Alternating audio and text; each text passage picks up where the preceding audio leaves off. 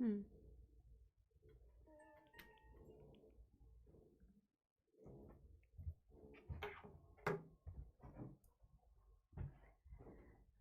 Hello hello, good evening good evening good evening, नहीं चल रहा है। Good evening good evening good evening, नमस्कार नमस्कार नमस्कार, hello hello hello. Am I audible, am I visible? बेटा आवाज आ रही है? ऑडियो वीडियो क्लियर है? ऑडियो वीडियो क्लियर है क्या? यस?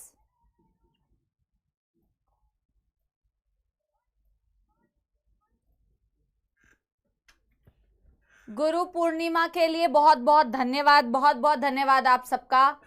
आप सब बहुत अच्छी पढ़ाई करो और बहुत अच्छा जाओ। बहुत सारा प्यार आप लोगों को, ठीक है? Thank you very much, thank you very much. एक बार मेरे को ये बता दो, ऑडियो वीडियो क्लियर है सबको? बेटा बहुत बहुत थैंक यू, सबको बहुत बहुत थैंक यू, ठीक है? एक बार मेरे को ये बताओ, युगल मेरे को बताने के बाद देखना पड़ेगा। यस, ऑल गुड, ठीक है ना? चलो, तो आज होने वाला है बेटा lecture number 8 and we are going to talk about cancer. और पानी के लिए भी एक बार याद दिला देना उनको। यस, ठीक है? तो क्या करने वाले हैं आज? हम करने वाले हैं बच्चों कैंसर, पढ़ने वाले हैं कैंसर। और पिछले दिन, थैंक यू बच्चों, थैंक यू, ठीक है? और हमने पिछले दिन बेटा प्रोटोजोअल डिजीज में मलेरिया के बारे में पढ़ा था। तो एक बारी मैं ना मलेरिया का भी एक बारी आपसे एक क्विक रिवीजन करवा देती हूँ। हालांकि हमने बहुत अच्छे से बेटा उसको करा भी था, आप लोगों ने बहुत सुंदर सुंदर बेटा उसके लाइफ साइकिल के डायग्राम भी बनाए थे। हालांकि आपको क्लियर ही है मोर और लेस वो टॉपिक, ठीक है? तो फिर भी मैं एक बारी बेटा क्विक रिवीजन करा देती हूँ आपको उसकी लाइफ साइकिल का। फिर आज हम कैंसर हमने थोड़ा बहुत इंट्रोडक्शन तो दे दिया था, क्योंकि मेरे को याद आ रहा है मैंने आपको कैंसर की प्रॉपर्टी लिखवाना चालू करा था, ठीक है ना? तो वहीं से कंटिन्यू करेंगे, ठीक है? और 2-4 क्वेश्चंस बेटा उसके हैं, क्या बोलते हैं, breathing and exchange of gases का जो मैंने 11th क्लास का आपको एक टारगेट दिया था, mechanism of breathing and respiratory volumes and capacities से। तो उससे 2-4 क्वेश्चंस है, वो लास्ट में एकदम करेंगे। अगर आप लोग पढ़ के आए हैं तो आप अटेम्प्ट कर लेना, नहीं पढ़ के आए हैं तो छोड़ देना, कोई दिक्कत नहीं है, ठीक है? यस यस एवरीवन, बहुत ही शानदार। तो बेटा आज हम स्टार्ट करते हैं कैंसर। लेकिन कैंसर स्टार्ट करने से पहले हमने पिछली क्लास में बच्चों क्या, हाँ हमने पिछली क्लास में बच्चों, यस पिछली क्लास में हमने बेटा क्या पढ़ा था? थैंक यू बच्चों, थैंक यू सारी विशेष के लिए, थैंक यू बच्चों। अभी अभी आंसर देना है आपको, ठीक है? तो हमने पिछली क्लास में बच्चों क्या पढ़ा था? मलेरिया के बारे में। और मलेरिया क्या था? एक तरीके का protozoal disease which is caused by the genera or the pathogen called as plasmodium, जिसके अलग अलग स्पीशीज एग्जिस्ट करते हैं। Plasmodium vivax, plasmodium malariae, plasmodium ovale, plasmodium falciparum. हमें जिसकी लाइफ साइकिल पढ़नी थी दैट वाज प्लाज्मोडियम वाइवैक्स, ठीक है ना? फाल्सीपेरम डेडलीएस्ट मलेरिया कॉज करता है, जिसे आप मैलिग्नेंट मलेरिया या सेरिब्रल मलेरिया बोलते हैं, जो जानलेवा होता है, बहुत ज्यादा खतरनाक होता है, ठीक है? नर्वस सिस्टम में प्रॉब्लम होती है एक्चुअल में। यस, सेरिब्रल मलेरिया भी बोलते हैं। हमने प्लाज्मोडियम वाइवैक्स के बारे में पढ़ा था, जिसके 2 टारगेट ऑर्गन थे बॉडी के अंदर। ऑर्गन तो क्या, एक टारगेट ऑर्गन था, बाकी वो ब्लड में प्रॉब्लम क्रिएट कर रहा था, जो हमने पढ़ा था। इसको बेटा प्लाज्मोडियम को, इस पैथोजन को 2 होस्ट चाहिए होते हैं अपने लाइफ साइकिल को कंप्लीट करने के लिए। एक चाहिए होता है प्राइमरी होस्ट, जो कि होता है मच्छर, फीमेल एनोफिलीज मस्कीटो। और दूसरा होता है बच्चे, सारे बच्चे जल्दी जल्दी रिविजन करेंगे, सारे बच्चे बेटा रिविजन करेंगे जल्दी जल्दी, ठीक है? और दूसरा जो होता है बेटा host, that is the secondary host, human. Primary host में वो sexual part of the life cycle complete करता है, सेकेंडरी होस्ट में वो asexual part of the life cycle complete करता है। जब भी कोई फीमेल एनोफिलीज मस्कीटो किसी भी हेल्दी ह्यूमन बीइंग को बाइट करती थी, तो सलाइवा बेटा, सलाइवा के थ्रू एक इन्फेक्टिव स्टेज को बेटा उस हेल्दी ह्यूमन बीइंग के अंदर रिलीज कर देती थी, जिसे इन्फेक्टिव स्टेज भी बोला जाता है। उस स्टेज को बोला जाता है स्पोरोजोइट। याद आ रहा है? उस स्टेज को क्या बोला जाता है बच्चों? Sporozoite, that is the infective stage. This is release into the blood stream.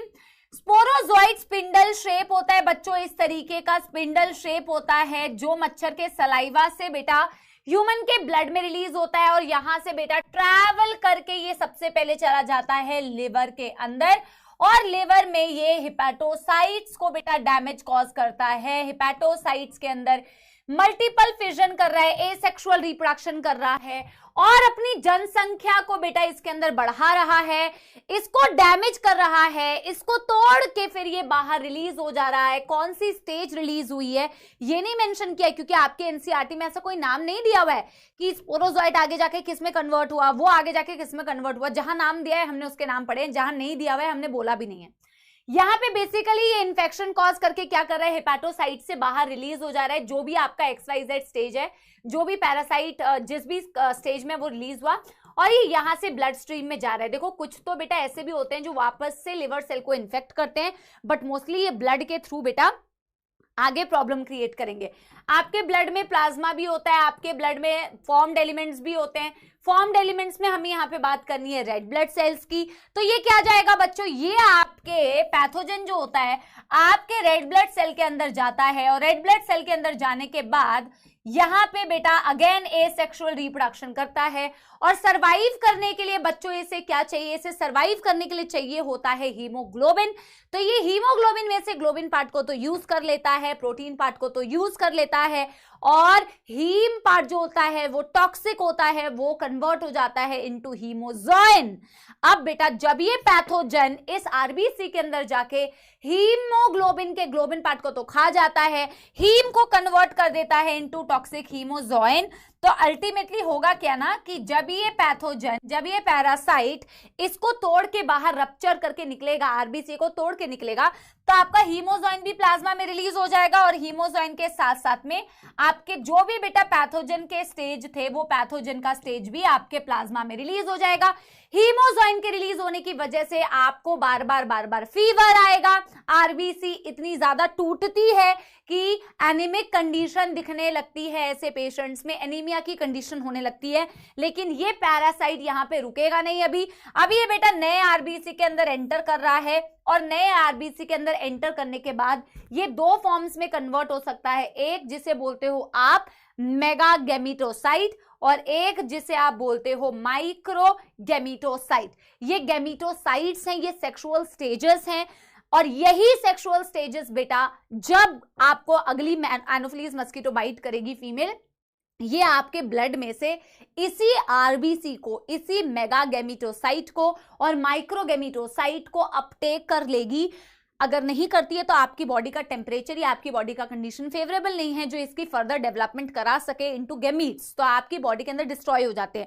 But अगर बेटा उसने अपटेक कर लिया तो उसी के गट के अंदर जाके, मिड गट के अंदर जाके फर्दर स्पर्म बनेगा, ओवम बनेगा, वहीं पे जाके बेटा फर्टिलाइजेशन होगी, वहीं पे जाइगोट बनेगा, और जाइगोट अल्टीमेटली वही स्टेज बनाएगा ना बेटा जो अल्टीमेटली बनना चाहिए आगे इन्फेक्शन को फैलाने के लिए। तो अल्टीमेटली वो जाइगोट किस में कन्वर्ट हो रहा है, अल्टीमेटली स्पोरोजॉइड में कन्वर्ट हो रहा है, जो अगेन बेटा मच्छर के सलाइवरी ग्लैंड में स्टोर होता है। इसकी पूरी फिनोमिना एनसीईआरटी में नहीं दी हुई है कि मैम कैसे कैसे कैसे होता है। अल्टीमेटली स्पोरोजॉइड में कन्वर्ट हो रहा है, अल्टीमेटली स्पोरोजॉइड्स आपके सलाइवरी ग्लैंड के अंदर स्टोर हो रहे हैं। भैया इसके बाद ना ग्रीन टी भिजवा देना, यस ठीक है ना, यस। तो बस यार वहां पे ऐसा हो गया, और बस आगे प्रोसेस कंटिन्यू हुआ बेटा। यहां तक कोई दुख दर्द समस्या, यस एवरीबॉडी, डन हो गया, ठीक है। थम्स अप दे दो बच्चों, डन, रिवाइज हो गया, सभी का रिवाइज हो गया, यस। अच्छा, हमने पिछले दिन बेटा कैंसर स्टार्ट किया था और हमने properties of cancerous cell start किया था, ठीक है, yes. Properties of cancerous cell हमने स्टार्ट किया था बच्चा पार्टी, राइट, यस।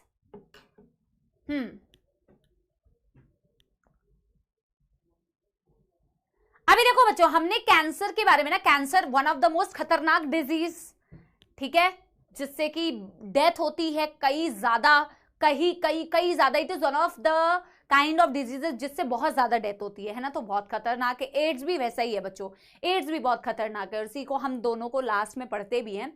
तो हमने कैंसर की बेटा प्रॉपर्टी से स्टार्ट किया था, ठीक है। हमने एक प्रॉपर्टी लिखी थी, मेरे को एक बार बता देना कि आपने ये लिखा था ना बच्चों। पहला पॉइंट आपने लिखा होगा कि कैंसर जो होता है, सेल्स जो होते हैं कैंसरस के, कैंसर सेल की प्रॉपर्टी होती है अनकंट्रोल्ड अनरेगुलेटेड सेल डिवीजन। सिर्फ एक यही प्रॉपर्टी से आप कैंसर नहीं बोल दोगे, है ना, सिर्फ एक यही प्रॉपर्टी से आप कैंसर को नहीं बोल दोगे, बहुत सारी प्रॉपर्टीज है, ठीक है। तो अनकंट्रोल्ड अनरेगुलेटेड सेल डिवीजन होता है। कोई बेटा उसको पता ही नहीं है कि नॉर्मल सेल डिवीजन कैसे होना होता है, नॉर्मल तरीके से वो डिवाइड ही नहीं कर रहा होता, कोई रेगुलेशन नहीं है, अपनी मर्जी का मालिक है, अपने तरीके से डिवाइड करता है। तभी तो बेटा अगर हमें ट्रीटमेंट, तभी तो हमें ट्रीटमेंट करनी पड़ती है। अभी मैं आगे आपको अभी समझाऊंगी, ठीक है, अभी मैं आगे आपको समझाऊंगी। और हमने दूसरा पॉइंट लिखा था जिसको आपको समझाया मैंने नहीं था, है ना, मेरे को याद है कि मैंने दूसरा पॉइंट ऐसे लिखवाया था कि नो कॉन्टैक्ट इनहिबिशन, बट मैंने इसे समझाया नहीं था, राइट। तो अभी हम इसे समझेंगे, नो कॉन्टैक्ट इनहिबिशन, ठीक है।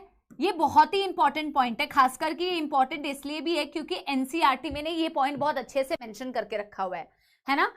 नो कॉन्टैक्ट इनहिबिशन का मतलब है बच्चों, नॉर्मली सेल्स जब डिवाइड करती है ना, देखो वैसे तो बॉडी के अंदर अगर आप सेल साइकिल पढ़ेंगे, G1, S, G2, M phases आपने पढ़े हुए, नॉर्मल माइटोटिक जो डिवीजन होती है, नॉर्मली बेटा आपको शायद पता हो कि सेल्स ऐसा थोड़ी है कि हमेशा डिवाइड ही करती रहेगी, या हर कोई सेल बेटा फर्दर डिवीजन में चली ही जाती है। अगर आपको नहीं पता है तो अभी मैं आपको कुछ जीन्स के बारे में समझाऊंगी कि यार, और देखो नॉर्मली मैंने ये भी आपको समझाया था, ये मैंने समझाया था आपको, ये तो मैंने समझाया तो नहीं था, है ना। तो मैं क्या बोल रही हूँ बच्चों, मैं ये बोल रही हूँ कि नॉर्मल सेल्स बेटा एक तो नॉर्मल तरीके से डिवाइड करते हैं, उसमें रेगुलेशन होती है, उसमें कंट्रोल डिवीजन होती है। प्लस ऐसा कंट्रोल डिवीजन क्यों होता है, क्योंकि ना नॉर्मली जब सेल डिवाइड करती है तो उसको, आपने ट्यूमर्स तो देखे होंगे ना, लेकिन हर ट्यूमर कैंसरस नहीं होता है, क्योंकि दो तरीके के ट्यूमर्स होते हैं, एक कैंसरस होता है, एक बिनाइन ट्यूमर होता है जो एक ही जगह पे है, एक ही जगह पे मस्से टाइप का समझ लो कि इकट्ठा हो गया मास, एक ग्रुप ऑफ सेल, है ना। हर मास ऑफ सेल कैंसरस होगा जरूरी तो नहीं है। अच्छा, अभी मैं क्या बोल रही थी बच्चों कि अनकंट्रोल तो डिवाइड कर रही है, मास ऑफ सेल्स तो बनी रहा है। प्लस ना बेटा एक्चुअल में नॉर्मली जब सेल्स डिवाइड करती है तो उनको पता होता है कि भैया सपोज ये सेल है बेटा, सपोज ये नॉर्मल सेल है, ठीक है, ये नॉर्मल सेल है, जब ये डिवाइड करती है ना तो सपोज ये इसके आसपास में नेबरिंग सेल्स है कुछ, है ना, ये नेबरिंग सेल्स है, ये नेबरिंग सेल्स है, ये नेबरिंग सेल्स है, ठीक है। तो नॉर्मल सेल जब डिवाइड कर रही होती है, नॉर्मल सेल जब डिवाइड कर रही होती है तो उसको ये पता होता है कि भैया ये डिवाइड कर रही है, ये डिवाइड कर रही है, डिवाइड कर रही है, डिवाइड कर रही है, अब मेरे पास जगह नहीं बची। ये जैसे ही ना बेटा, ये जैसे ही ना आप अपने आसपास के सेल्स के कांटेक्ट में आती है ना, ये डिवाइड करना बंद कर देगी, ये डिवाइड करना बंद कर देगी। इसे बोलते हैं कांटेक्ट पर इनहिबिट हो जाना, मतलब दूसरे सेल के कांटेक्ट पे आने पर डिवीजन इनहिबिट हो जाना और डिवाइड नहीं करना, इसे बोला जाता है कांटेक्ट इनहिबिशन। क्या बोला मैंने कि यार ये नॉर्मल सेल्स थी, थोड़ा ना गंदा सा डायग्राम बन गया, मैं थोड़ा और अच्छा बनाती हूँ, ठीक है। मैंने ये आपको समझाने की कोशिश की बच्चों, यार ये ना मेरे को ऐसे बनाना था, जैसे कि ना ये जो सेल थी जिसे मैं नॉर्मल सेल बोल रही हूं, जब ये डिवाइड करती है तो ये डिवाइड करने पर जैसे ही ये अपने आसपास के किसी सेल के कांटेक्ट में आएगी तो इसे पता चलेगा कि भैया और स्पेस नहीं है, और स्पेस नहीं है तो मुझे और डिवाइड नहीं करना है, ठीक है। इसी प्रॉपर्टी से एक्चुअल में रिलेटेड होता है एक और प्रॉपर्टी जिसे बोलते हैं इन्वेजिवनेस।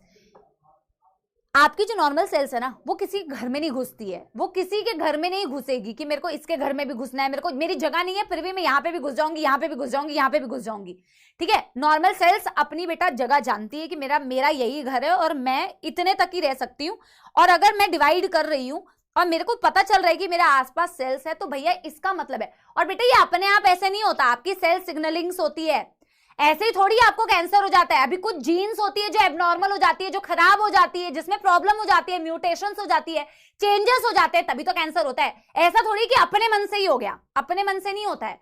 नॉर्मल सेल्स के पास नॉर्मल जीन्स है जो नॉर्मल तरीके से काम कर रही है, तो उसको पता है कि भैया मेरे आसपास के नेबरिंग सेल्स जो है, जैसे मैं उनके कांटेक्ट में आ रही हूं तो यानी कि मेरे पास इसके बियॉन्ड बढ़ने की और जगह नहीं है, तो मेरे को अब रुक जाना है, मुझे अब डिवाइड नहीं करना।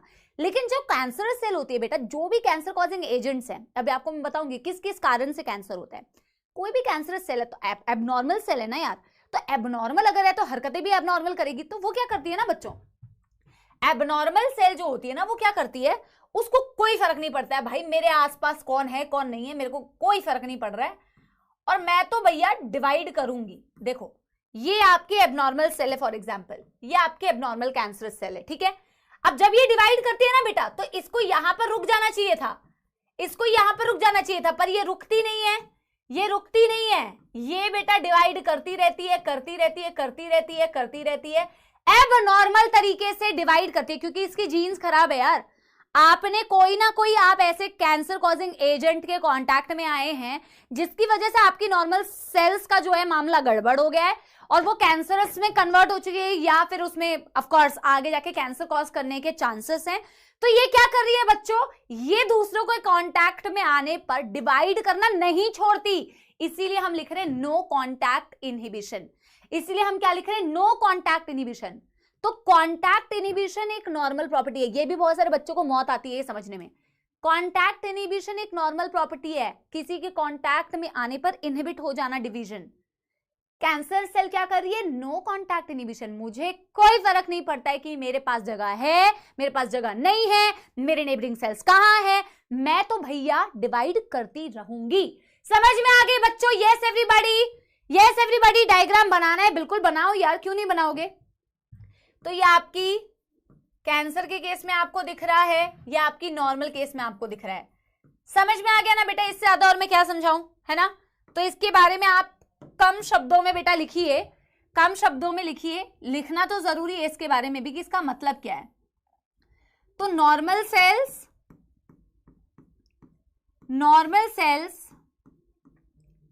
Upon the contact, normal cells upon the contact with neighboring cells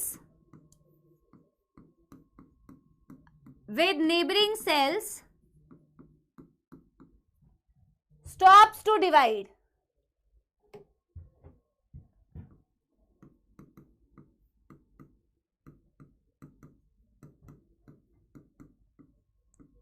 But cancerous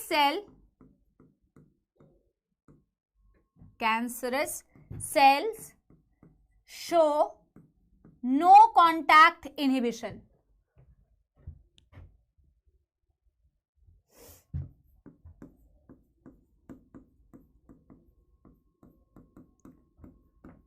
एक बच्चा कह रहे जूलॉजी का सिलेबस रॉन्ग आया था, है ऐसा कौन सा सिलेबस रॉन्ग आ गया मैम? आपने लिखा दिया था ना ये। नहीं, इसका नीचे का डेफिनेशन थोड़ी लिखाया था बच्चों।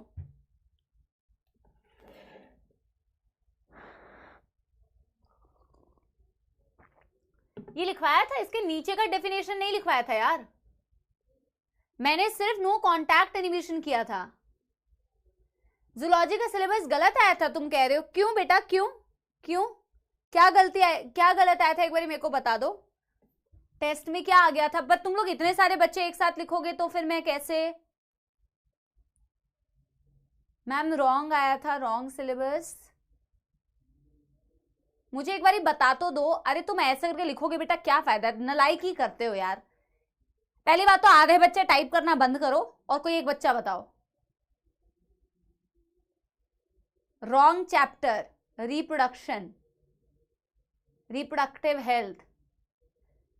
अरे तो ह्यूमन रिप्रोडक्शन, रिप्रोडक्टिव हेल्थ से भी तो क्वेश्चंस होंगे ना बेटा, पुराने सिलेबस से भी क्वेश्चंस होंगे। कोई भी आपका नया टॉपिक, नया चैप्टर भले ही हो, लेकिन पुराने चैप्टर से भी क्वेश्चंस आएंगे। और इस चैप्टर का भी तो कुछ पार्ट होगा ना, ह्यूमन हेल्थ एंड डिजीजेस का भी तो कोई पार्ट होगा। हाँ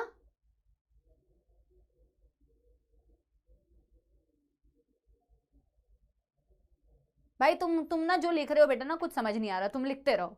तुम्हें तो बिल्कुल भी अक्ल तो है नहीं कि मैं क्या बोल रही हूँ। मत लिखो यार, इतने सारे बच्चे, इतने सारे बच्चे मत लिखो मेरे को, मैं नहीं देख रही, फिर मैं नहीं देख रही बेटा। अच्छा, ह्यूमन हेल्थ एंड डिजीजेस से आया ही नहीं था बेटा। तुम इतने सारे लोग लिखोगे ना तो मेरे को समझ नहीं लगेगा। चलो मैं चेक करूंगी आज जाके कि क्या, क्योंकि अप्रूव मैं ही करती हूँ। पता चला बेटा मैंने ही नींद में अप्रूव किया हो, बट ऐसा नहीं है, मैंने अप्रूव तो ऐसे ही किया होगा यार। मैं एक बार जाके देखती हूँ, ठीक है, मैं एक बार जाके देखती हूँ, ठीक है।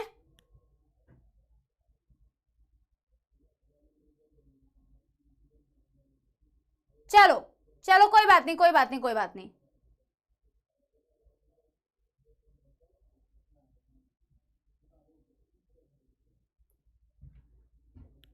मैम दूसरे चैप्टर से दे दिया था, रिप्रोडक्शन बोला था। ठीक है, रहने दो रहने दो, मेरे को समझ नहीं आ रहा है बेटा, मेरे को ऐसे समझ नहीं आएगा। तुम ना लेक्चर के बाद कमेंट्स में बेटा रिप्लाई वो कर देना, ठीक है? तुम लेक्चर के बाद कमेंट्स में लिख देना मेरे को, मैं पढ़ लूंगी, ठीक है? लेक्चर के बाद कमेंट्स में लिख देना, मैं वहां से देख लूंगी। अभी आप टॉपिक पे आओ, क्योंकि मेरे को समझ तो लग नहीं रहा है, तुम इतने सारे लोग लिखोगे तो मुझे कुछ नहीं समझ में आएगा, ठीक है? चलो अच्छा सुनो, कॉन्टैक्ट इनहिबिशन नहीं है, अनकंट्रोल्ड अनरेगुलेटेड सेल डिवीजन है, प्लस बेटा ये number 3 they are immortal, they are immortal. Immortal का क्या मतलब होता है बच्चों? What is the meaning of immortal? What is the meaning of immortal बच्चों? Yes, what is the meaning? नहीं मेरे को नहीं देखना डाउट सेक्शन में यार, हटो यार तुम लोग ना यार, सही में डाउट सेक्शन में देख लो। मैम सिलेबस में आपने ओनली ह्यूमन रिप्रोडक्शन में लास्ट का पार्ट दिया है सिलेबस में, और टेस्ट में क्वेश्चन सारे ह्यूमन हेल्थ के थे, और ये सिलेबस में सिर्फ ह्यूमन रिप्रोडक्शन का लास्ट पार्ट था। Ma'am yes it is all natural, ये क्या था?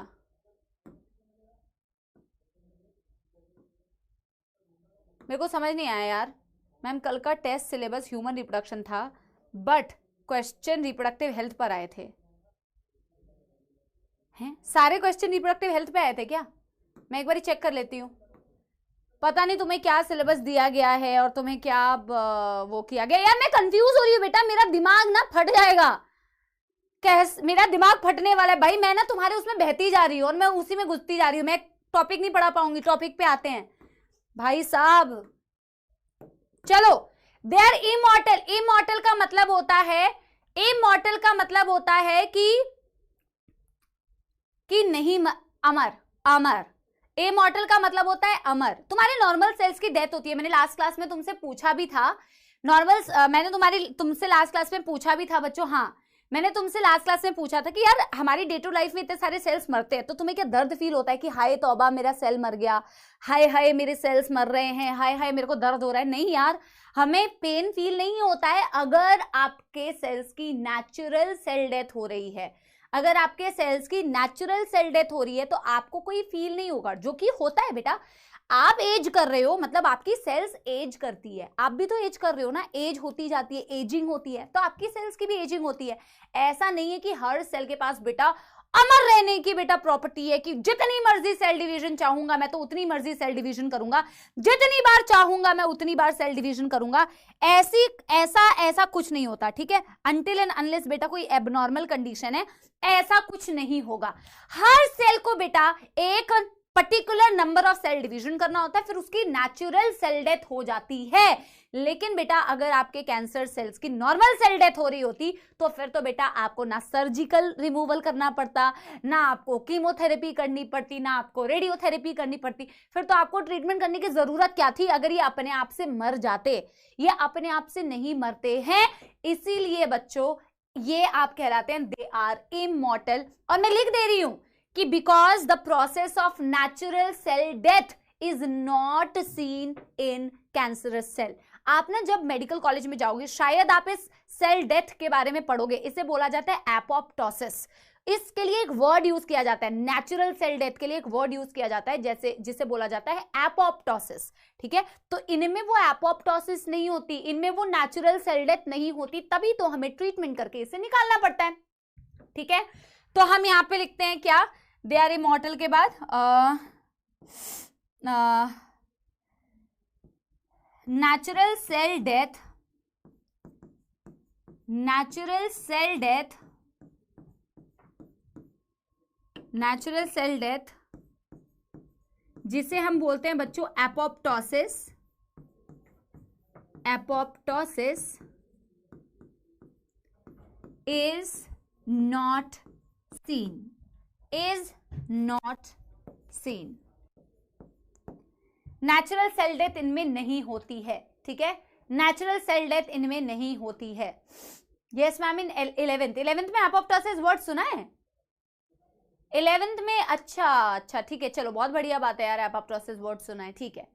हालांकि ये तुम्हारे बेटा सिलेबस में है नहीं, इट्स अ टर्म जो तुम्हारे 11th के वैसे काम का नहीं है, मतलब तुम्हारे 11th नहीं सॉरी, तुम्हारे काम का अभी नहीं है, आगे जाके हो सकता है तुम इसके बारे में डिटेल में पढ़ोगे, ठीक है। अच्छा, मैं एक ना कारण आपको बताती हूं, इसको हम ना नोट डाल के लिखेंगे, क्योंकि ये पॉइंट आपके एनसीईआरटी में दिया नहीं हुआ है, तो इसे हम नोट डाल के लिखेंगे। इसे हम इन पॉइंट्स में इंक्लूड ना नहीं करके ना हम एक नोट डाल के लिख लेंगे, ठीक है, कि इनकी सेल डेथ होती क्यों नहीं है, ठीक है। अगर आपको ये पता करना है कि इनकी सेल डेथ होती क्यों नहीं है, ये उसका कारण है, ठीक है। नॉर्मली सेल्स में बेटा क्या होता है, क्रोमोसोम्स, तुमने टीलोमियर का नाम सुना है, टीलोमियर, हाँ, और यहां तक फटाफट से नोट करो, फिर अगले पेज में बढ़ रहे हैं।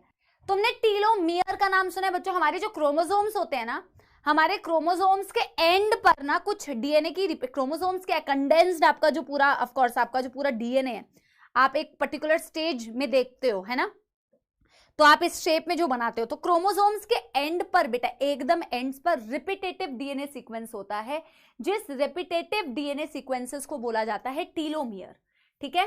डन डन हो गया यहां तक, डन हो गया यहां तक, ठीक है। हाँ, मैं आपको बस उतना ही बता रही हूँ, क्योंकि ये अतिरिक्त ज्ञान है, तो हम अतिरिक्त ज्ञान में ज्यादा धाराएं नहीं बहाएंगे बेटा, अतिरिक्त ज्ञान की, ठीक है, ज्यादा ज्ञान नहीं बहाना है हमें। मैं एक नॉर्मल जितना ज्ञान की आपको जरूरत है बस उतना ही बताऊंगी, जस्ट इन केस तुम इंटरेस्टेड हो ये जानने में कि भैया सेल डेथ हो क्यों नहीं रही है।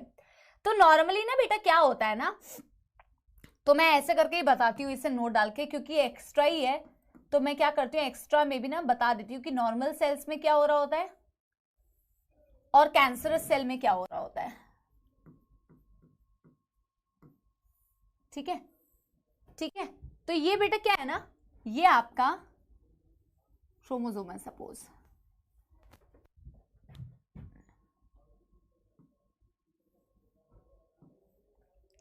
यहां पर बेटा क्या है, यहां पर आपकी टीलोमियर्स है सपोज, ठीक है।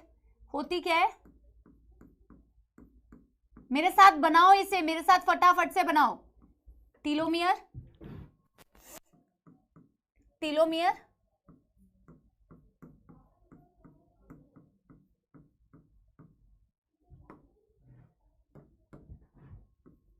Repetitive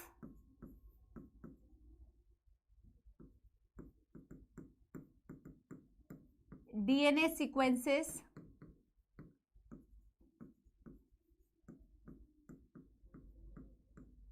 at the end of chromosome। बिल्कुल सिंपल सा लॉजिक है। With every cell division,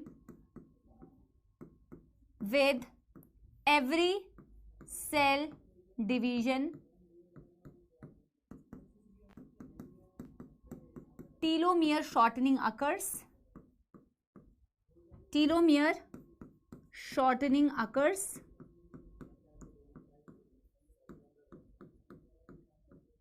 and eventually cell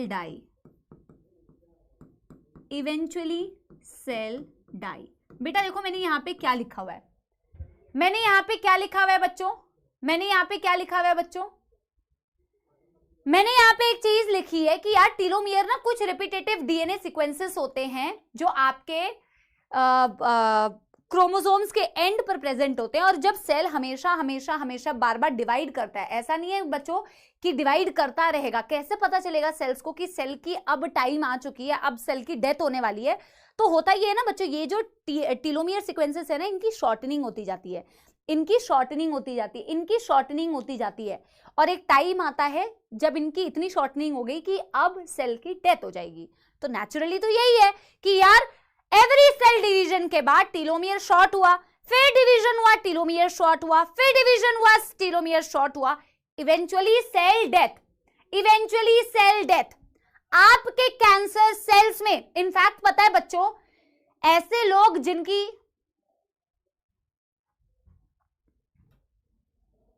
एक तो बेटा ऐसे वियर्ड पोजीशंस में मेरा ये वीडियो रुकता है ना कि मैं क्या बताऊं, हद ही है। वो हुआ था ना एक बारी वो हुआ था ना अभी, क्या उसको क्या बोलते हैं, कुछ तो रुका था, ठीक है। हाँ, अब देखो बेटा नॉर्मल सेल्स में अच्छा एजिंग भी बेटा ऐसे रिलेटेड होती है, जिनकी टीलोमियर शॉर्टनिंग जल्दी होती है उनकी एजिंग भी जल्दी होती है, ठीक है। अब देखो कैंसर सेल में क्या हो रहा है ना, ये सीक्वेंसेस मेंटेन रहते हैं, और ये सीक्वेंस इसीलिए मेंटेन रहते हैं क्योंकि यहां पर एक एंजाइम होता है, उनकी बहुत ज्यादा एक्टिविटी दिखती है, and that enzyme is telomerase. तो ये जो टीलोमरेज है ये कैंसर के केस में एक्टिव होता है। ये टीलोमरेज जो होता है ये टीलोमियर को मेंटेन करता है, और अगर टीलोमियर मेंटेन्ड रहेंगे तो सेल डेथ कैसे होगी? मेरी बात समझ रहे हो? यस एवरीबॉडी, यस एवरीबॉडी, ठीक है। मैं लास्ट, क्योंकि अतिरिक्त ज्ञान है, इससे ज्यादा मैं नहीं समझाऊंगी। बेटा तुम क्या चाहते हो? मैं तुम्हारे इसको ना बंद ही कर देती हूँ, तुम्हारी बकवास ही बंद हो जाएगी। इरिटेट कर देते हो यार। पहला क्लास है, मंडे की क्लास हो रही है, कितना इरिटेट करोगे यार? Relax guys, chill. पढ़ने वाले बच्चों को भी पढ़ने नहीं देते हो यार, नलायकों वाली हरकतें कर रहे हो यार। मेरा भी ध्यान उसी में लगा रहता है, मन करता है कि नहीं बंद करूं, कमेंट्स को नहीं बंद करूं, लेकिन तुम बेटा ठहरते ही नहीं हो यार। पढ़ाई में इतना दिमाग लगा दो तो कहां से कहां पहुंच जाओगे, पर लगे पड़े हैं एकदम बकवास करने में। लैग क्या लैग है? लो वॉइस, क्या लो वॉइस है? क्या चाहते हो कि मैं एड्रेस करूं उस चीज को? फालतू की बकवास यार, ठीक है। तो नॉर्मल सेल्स में भी टीलोमियर है। आपके टीलोमियर जो होते हैं उनकी हर डिवीजन के बाद शॉर्टनिंग होती रहती है, छोटे होते रहते हैं, इवेंचुअली सेल डेथ हो जाती है, जो नॉर्मल प्रोसीजर है। हर सेल की बेटा मृत्यु होनी है, हर सेल को मरना है, लेकिन आपके कैंसर के केस में टीलोमियर जो होता है ये मेंटेन्ड रहता है। ये मेंटेन्ड कैसे रहता है? It is maintained by an enzyme, that enzyme is called telomerase, that enzyme is called telomerase. तो यहां पर क्योंकि टीलोमरेज की एक्टिविटी दिखती है तो आपके टीलोमियर मेंटेन रहेंगे। तो ऑफ कोर्स सी बात है, नो एपोप्टोसिस। एपोप्टोसिस का क्या मतलब है? Natural cell death. Apoptosis, apoptosis जो पूछ रहा था, एपोप्टोसिस का मतलब, एपोप्टोसिस का मतलब होता है नेचुरल सेल डेथ। तो यहां पे नेचुरल सेल डेथ होगी ही नहीं, ये कारण है नेचुरल सेल डेथ, ठीक है। ये कारण है कि क्यों नेचुरल सेल डेथ नहीं होती है। यह कहना चाहो तो ऑफ कोर्स अतिरिक्त ज्ञान ही है, एक्स्ट्रा ज्ञान ही है, ठीक है, लेकिन ये उस चीज की एक्सप्लेनेशन है, ये उस कॉन्सेप्ट की एक्सप्लेनेशन है, दैट्स इट। अदरवाइज इसका कोई काम नहीं है, ये सिर्फ उस कॉन्सेप्ट की एक्सप्लेनेशन है। फटाफट से इसे लिख लो, फिर मेरे को बता दो कि हो गया है तो, ठीक है, जल्दी। बिल्कुल सही हर्षिता, बिल्कुल सही बेटा, टीलोमरेज मरने नहीं देता, बिल्कुल सही, बिल्कुल सही।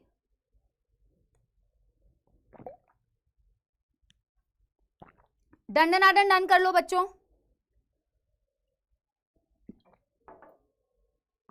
कभी कभार कॉन्सेप्ट पढ़ लेने चाहिए, अगर कॉन्सेप्ट पढ़ने का टाइम है तो इट्स ओके, उसकी बैक की हिस्ट्री जान लो। बहुत ज्यादा बेटा उस पर अपनी रिसर्च मत करने लग जाओ कि ऐसे क्यों वैसे क्यों। थोड़ा बहुत जानने में कोई बुराई नहीं है, ठीक है, उसका कारण ही तो जाना है, ऐसी कोई बहुत बड़ी बात नहीं की है, ठीक है। देखो कोई भी टॉपिक ऐसा होता है ना बेटा कि सिर्फ ऐसा नहीं है कि कई जगह पे जहां जरूरत है, आपको पता है, ये मुझे बार बार आपको बताने की भी जरूरत नहीं है कि हम क्या पढ़ते हैं और क्या नहीं पढ़ते हैं, ठीक है। नाउ यू नो इट, अभी हम इतने तो पढ़ चुके हैं बेटा कि आपको ये पता हो, ठीक है। मैं अभी आगे आने वाले टॉपिक्स में ना कुछ जीन्स के बारे में बताऊंगी। अगेन एनसीईआरटी में बहुत क्लियर एक्सप्लेनेशन नहीं है, बट कुछ वर्ड्स यूज कर लिए, जिन वर्ड्स को समझाने के लिए मुझे आपको वो एक्सप्लेनेशन देनी पड़ेगी, ठीक है। कुछ जीन्स के बारे में बताऊंगी, जो नॉर्मल जीन्स होती है आपकी बॉडी में। हर चीज तो बेटा तुम्हारी जीन से ही कंट्रोल हो रही है ना, अगर जीन में गड़बड़ हो गई तो गड़बड़ हो जाएगी। अब वो गड़बड़ इस हद तक की हो रही है जिससे कैंसर हो रहा है, तो ऑफ कोर्स हमें उन जीन्स के बारे में पढ़ना चाहिए जिन जीन्स में गड़बड़ हो रही है तो आपको कैंसर हो रहा है, ठीक है। अच्छा, अब बेटा आपके एनसीईआरटी में नाउ सबसे इंपॉर्टेंट तो क्या है? एनसीईआरटी। तो एनसीईआरटी ने एक तो बेटा ऑफ कोर्स नॉर्मल सेल और ट्यूमर्स, नॉर्मल सेल और कैंसर सेल में क्या डिफरेंस होता है ये बहुत क्लियरली दिया हुआ है। दूसरी एक बहुत क्लियर चीज और बहुत इंपॉर्टेंट चीज और बहुत important for your NEET exam जो दिया हुआ है कि दो तरीके के ट्यूमर्स होते हैं, दो तरीके के ट्यूमर्स होते हैं, और इन दोनों ट्यूमर्स में क्या डिफरेंस होता है इसके बारे में करना। तो हेडिंग डालेंगे बेटा टाइप ऑफ ट्यूमर। आपने ये कर लिया होगा तो आप ये हेडिंग डालो, क्योंकि मैं ये चैट्स फिर से ऑफ करने वाली हूं, ठीक है। हेडिंग डाल लो बच्चों, टाइप ऑफ ट्यूमर, ठीक है, हाँ हेडिंग डालो, मैं ये बंद कर दे रही हूं, ठीक है। मैंने आज सोचा था मैं इस पेंट से लिखूंगी, पर मेरे को इस पेंट वाले ब्रश से मजा नहीं आ रहा है लिखने में, तो मैं इसी से लिखती हूँ अपने वाले से। तो बच्चों सीधा सवाल आता है, सीधी सीधी बात, नो बकवास वाला जो एक ऐड आता है ना, उसी टाइप का है ये। कोई बकवास नहीं पूछा जाता आपसे, सिंपली बेटा पूछा जाएगा कि पहली बात तो दो तरीके के ट्यूमर्स का नाम क्या है। एक ट्यूमर होता है बिनाइन ट्यूमर बोलते हैं बच्चों, B9, स्पेलिंग गलत हो रही है ना, B9, HN नहीं है ना, सही तो है, सही है।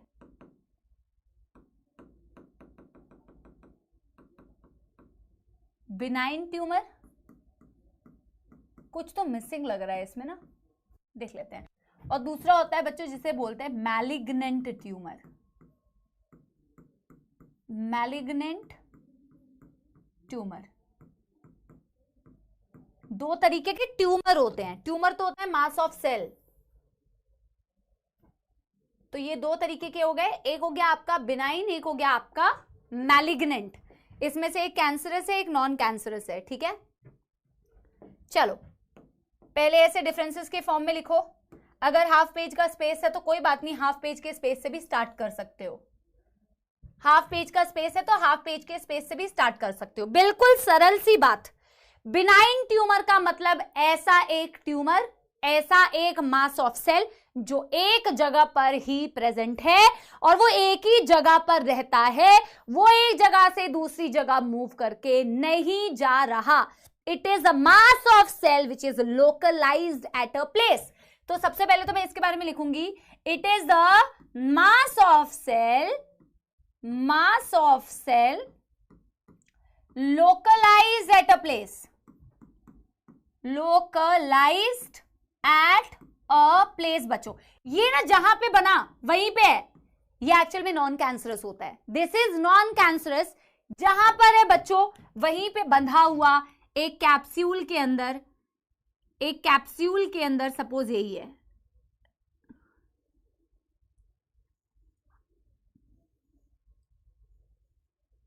इसके बाहर की कवरिंग है। और बेटा ये, अरे यार कौन सा कलर आ गया, ये मास ऑफ सेल बेटा रहा, ये यहां से मूव करके कहीं नहीं जा रहा, जिस जगह पर है उसी जगह पर रह गया, ठीक है। So this is benign, this is benign. जैसे कि मैंने कहा this is non cancerous, non cancerous, लेकिन मैलिग्नेंट ट्यूमर बेटा the mass of cell which has the potential, which has the potential, which has the potential to move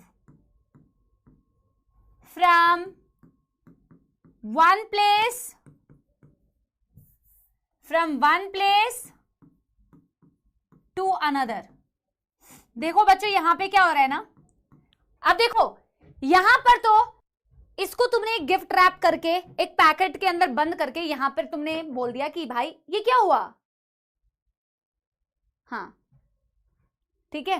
तो ये तो बेटा एक पैकेट के अंदर बंद है, इसने किसी को कोई दिक्कत क्रिएट नहीं करी, ये नॉन कैंसरस था, मास ऑफ सेल बन गया बट एक ही जगह पे था, ये किसी को बेटा प्रॉब्लम क्रिएट नहीं कर रहा है, ये जहां पे है उतना ही रह गया और वहीं पे रह गया, ठीक है। ये कहीं नहीं भटक रहा, कहीं नहीं जा रहा, कुछ नया और कुछ नहीं कर रहा। लेकिन जो मैलिग्नेंट होता है, जो कैंसरस होता है, उसमें क्या होता है बच्चों, देखो ये रही मास ऑफ सेल,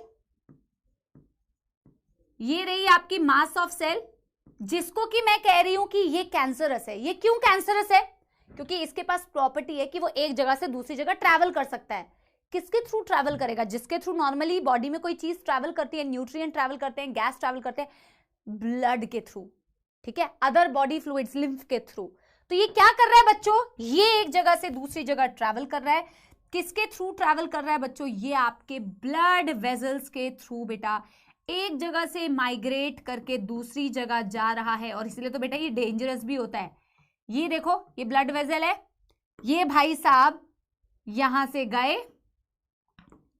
यहां से गए, यहां से कोई भी बेटा सेल्स यहां से अलग हुए, ब्लड वेजल में गए, यहां से बेटा नई जगह पे गए, अपनी नई लोकेशन में गए, और नई लोकेशन में जाने के बाद वहां पर फिर से डिवाइड करने लग गए, और वहां पर बेटा अगेन इन्होंने अपना फैमिली, अपनी फैमिली को बढ़ाया, अगेन नए नए ट्यूमर्स बनाए, आपको पता ही नहीं चलेगा बेटा। इसलिए तो डायग्नोसिस इतनी मुश्किल होती है, इसीलिए तो डायग्नोसिस इतनी मुश्किल है, आपको पता ही नहीं चलेगा। आप पढ़ते हो ना, चलो मैं चैट्स ऑन कर देती हूँ ताकि आप थोड़ा पार्टिसिपेट कर पाओ। इसलिए तो बेटा आपने सुना होगा ना कि यार कैंसर फैल गया है, ऐसा सुना है आपने, कैंसर फैल गया है। पहले तो फर्स्ट स्टेज में था, अभी ये यहाँ से इस ऑर्गन को भी अफेक्ट कर रहा है, इस ऑर्गन में भी प्रॉब्लम हो रही है, यहाँ पे भी चला गया, शायद आपने ऐसा सुना हो।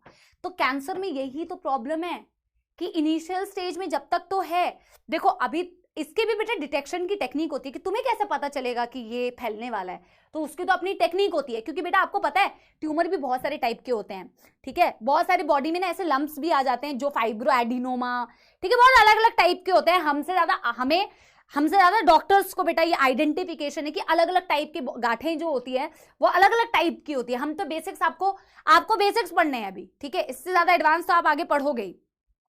तो हाँ, जब तक तो एक जगह पे तब तक तो कोई दिक्कत नहीं है, पर बेटा जैसे ही ना ये एक जगह से दूसरी जगह मूव करके जाता है, ये फैल रहा है, ठीक है। तो ये क्या कर रहा है, एक जगह से दूसरी जगह मूव करके दूसरी जगह जा रहा है, और बेटा ये हर नॉर्मल सेल के फूड के लिए कंपीट करता है। ये अपना खाना तो भाई देखो ना तुम, नॉर्मल जगह जहां ये गया, अब आपका न्यूट्रिशन जो है नॉर्मल सेल्स को मिलना चाहिए था, पर ये भाई साहब पता है क्या करते हैं, ये जिस जगह जाते हैं वहां जाके नए नए ब्लड वेजल्स को अट्रैक्ट करते हैं, नए नए ब्लड वेजल्स बनाते हैं। देखो इनकी ये प्रॉपर्टी है कि ये अट्रैक्ट करेंगे नए नए ब्लड वेजल्स को। क्यों अट्रैक्ट कर रहे हैं ब्लड वेजल्स को? क्योंकि इनको पता है कि ब्लड के थ्रू ही तो बेटा सारी चीजें मुझे मिलने वाली है। तो जब ये नए नए ब्लड वेजल्स बेटा अट्रैक्ट करेंगे और अपनी तरफ ब्लड वेजल्स बनाएंगे, इसे बोला जाता है एंजियोजेनेसिस। जेनेसिस का मतलब जनरेशन, एंजियो मतलब ब्लड वेजल्स की बेटा यहाँ पे ये अट्रैक्ट करते हैं, अपनी तरफ ब्लड वेजल्स का फॉर्मेशन करते हैं और इसके थ्रू नरिशमेंट, न्यूट्रिशन सारा कुछ ले लेते हैं। नॉर्मल सेल्स बेटा न्यूट्रिशन डिप्राइव हो जाएंगे, नॉर्मल सेल्स बेटा न्यूट्रिशन डिप्राइव हो जाएंगे, नॉर्मल सेल्स को खाना मिलेगा नहीं और ये खाना ले लेके ग्रो करते रहेंगे, बेहद बेहद खतरनाक। और एक क्वेश्चन जो बहुत कॉमनली पूछा जाता है, मेटास्टैसिस। पता है 11th में मैंने ना तुम्हें कंपेयर करके भी बताया था 3 वर्ड्स के बीच में, एक वर्ड हमने पढ़ा था मेटाजेनेसिस, एक वर्ड हमने पढ़ा था मेटामेरिज्म, और एक वर्ड जो मैं आज आपको बताऊंगी मेटास्टैसिस, ठीक है। तो ये जो मेटास्टैसिस है ये क्या है, ये मूवमेंट है, the property of movement, that movement की property is called as metastasis, जो कैंसर सेल की प्रॉपर्टी होती है, the property of movement of cells from one place to another place, this is called metastasis. Metamerism क्या था, serial repetition of at least some organs, जो आपके Annelida, Arthropoda और Chordata phylum में दिखता है। और एक आपने पढ़ा होगा मेटाजेनेसिस, ठीक है, मेटाजेनेसिस या alternation of generation, polyp converting into medusa, medusa converting into polyp, इसको बोलते हैं मेटाजेनेसिस या ऑल्टरनेशन ऑफ जनरेशन। तो ऐसे टर्म्स दे दे के आपको कंफ्यूज करते हैं। ये क्या है, मेटास्टैसिस। मेटास्टैसिस क्या होता है, मूवमेंट करने वाली जो प्रॉपर्टी होती है उसे मेटास्टैसिस कहा जाता है। तो मैं यहां पे लिख भी रही हूं, ठीक है, मैं यहां पे लिख भी रही हूं प्रॉपर्टी ऑफ मूवमेंट, और इसको स्टार मार्क करना है बेटा, प्रॉपर्टी ऑफ मूवमेंट,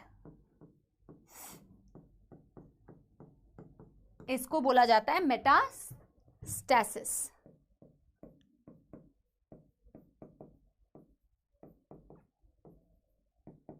स्टैसिस, कभी कभी स्पेलिंग बोल रही हूं, स्पेलिंग को भी मैं स्पेलिंग, ठीक है।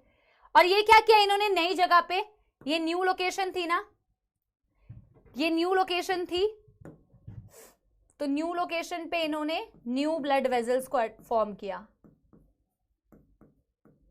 New blood vessels formed. वो न्यूट्रिशन वाला पॉइंट ना मैं एक नोट डाल के लिखवा दूंगी, ठीक है, कि ये नॉर्मल सेल्स का न्यूट्रिशन ले रहे हैं और नॉर्मल सेल्स न्यूट्रिशन डिप्राइव हो जा रहे हैं, वो मैं एक नोट डाल के लिख लूंगी। यहां पे लिखूंगी तो यहां बेटा क्या होगा, ठीक है, यहां पे बहुत ज्यादा वो हो जाएगा, कचरा मच जाएगा,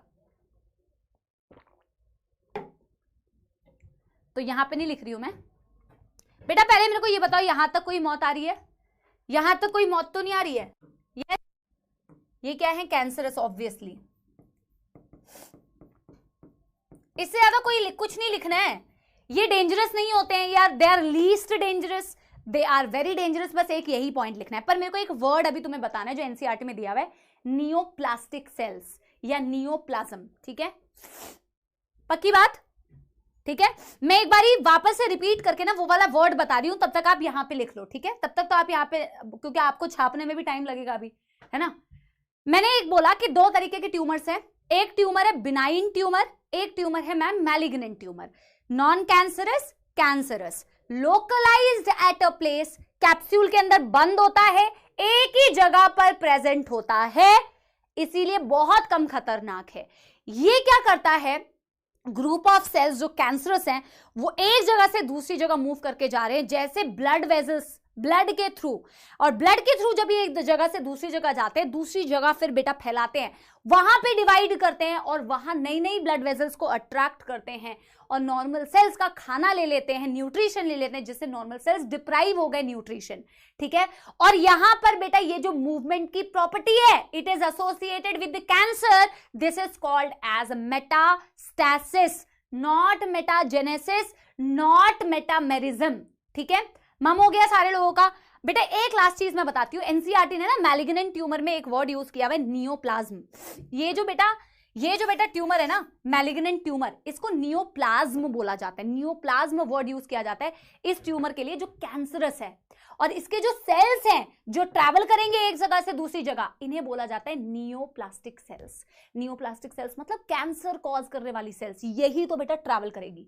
तो नियोप्लाज्म मैंने वर्ड यूज किया ये ट्यूमर के लिए, कैंसरस मैलिग्नेंट ट्यूमर के लिए मैंने नियोप्लाज्म वर्ड यूज किया। और नियोप्लाज्म में जो सेल्स है तुम्हारे, वो ये तो क्या है, नियोप्लास्टिक सेल्स। ठीक है ना, यस। ये एक चीज यहां पे लिख लो बच्चों कि ये जो है ना, ये क्या है, ऐसे करके ही लिख लो, कोई दिक्कत नहीं है। इस तरफ neoplasm,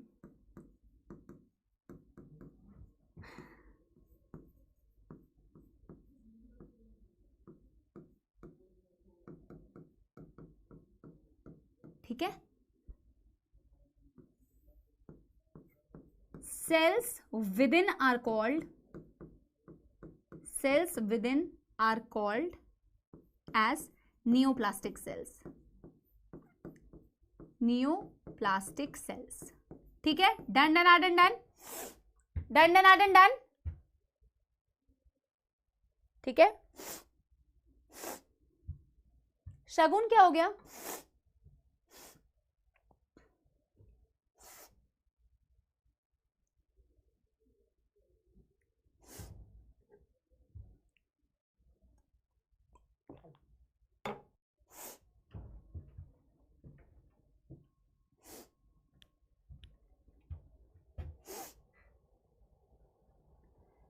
thank you Priyanshi.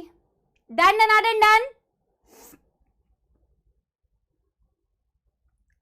Done done done done everybody, yes. एक बच्चा लिख रहा है राइनो वायरस। कॉमन कोल्ड नहीं है, बस थोड़ा सा कोल्ड आई गेस। ठीक है, सही एप्लीकेशन करते हो तुम लोग पढ़ाई का। ठीक है, rhino viruses in the chat house. ठीक है, राइनो वायरसेस की एंट्री होगी, बड़े डॉक्टर बन गए हो तुम। हाँ, बट बेटा एक चीज हमें याद रखना, बहुत पढ़ाई करनी है। ठीक है, प्रिपरेशन अपनी ऐसे रखो, मैं हमेशा बोलती हूँ बेटा बहुत पढ़ाई करनी है। आपको जिस फील्ड में हो, याद रखना बेटा बहुत पढ़ाई करनी है। ठीक है, बहुत पढ़ाई करनी है। एमबीबीएस कॉलेज में जाने के बाद कम से कम मान के चलो 10-11 साल। डराने के लिए कोई चीज नहीं बताई जाती बेटा, ये सोचो कि डरा रही है मैम तो बड़ी आई, बड़ी तो मैम आई है, ठीक है, बड़ी आई मैम, लेकिन ये फैक्ट है। मैं हमेशा तुम्हें देखती हूँ ना, तो मुझे देखती तो नहीं हूँ, वर्चुअली जो देखती हूँ ना, तो मेरे को हमेशा ये लगता है कि यार जो भी बच्चे डॉक्टर बनते हैं, मैं बहुत रिस्पेक्ट करती हूँ जो लोग सही में यार डॉक्टर्स हैं और इस फील्ड में जाने की इच्छा रखते हैं। I have huge respect. और ये पता होना चाहिए बस उस इंसान को ना कि मेरे को बहुत, क्योंकि एमबीबीएस में जो जा रहा होता है ना, कई बच्चों को पता ही नहीं होता है, बहुत पढ़ाई करनी है बेटा दबा के। ठीक है, चलो अब बेटा वो वाली ज्ञान की बातें तो बाद में करेंगे, तुम्हारे को थोड़ा सा मोटिवेट भी किया जाएगा कि पढ़ाई कैसी चल रही है एंड ऑल, लेकिन एक नोट डाल के लिखते हैं। ठीक है, एक नोट डाल के वो न्यूट्रिशन वाली बात लिखते हैं। ठीक है, cancerous cell cancerous cell attracts new blood vessels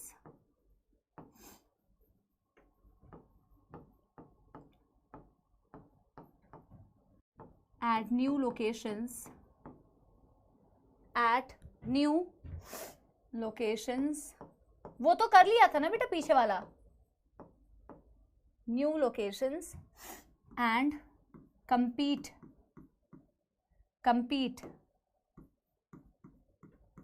with normal cells for nutrition. ठीक है,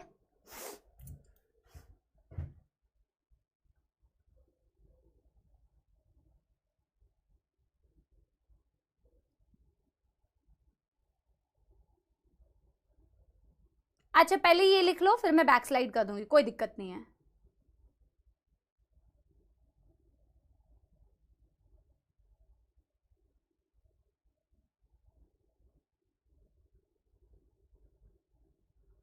ठीक है, कोई नहीं।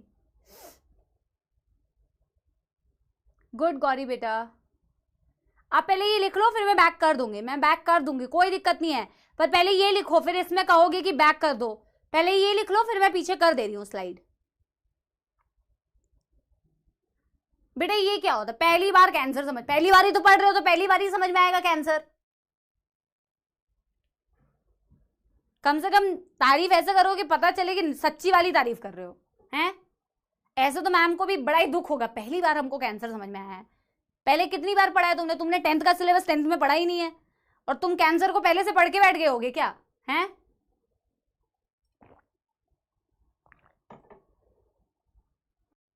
चलो डन है डन।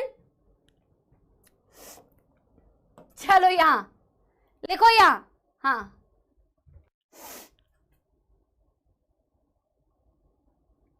इसको कर लो बच्चों, इसको कर लो। मैं आपको बेटा 1 मिनट का टाइम दे रही हूँ, 1 मिनट।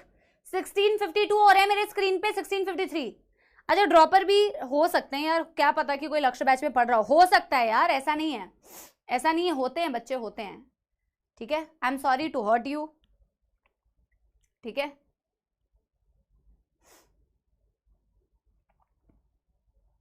जल्दी जल्दी जल्दी।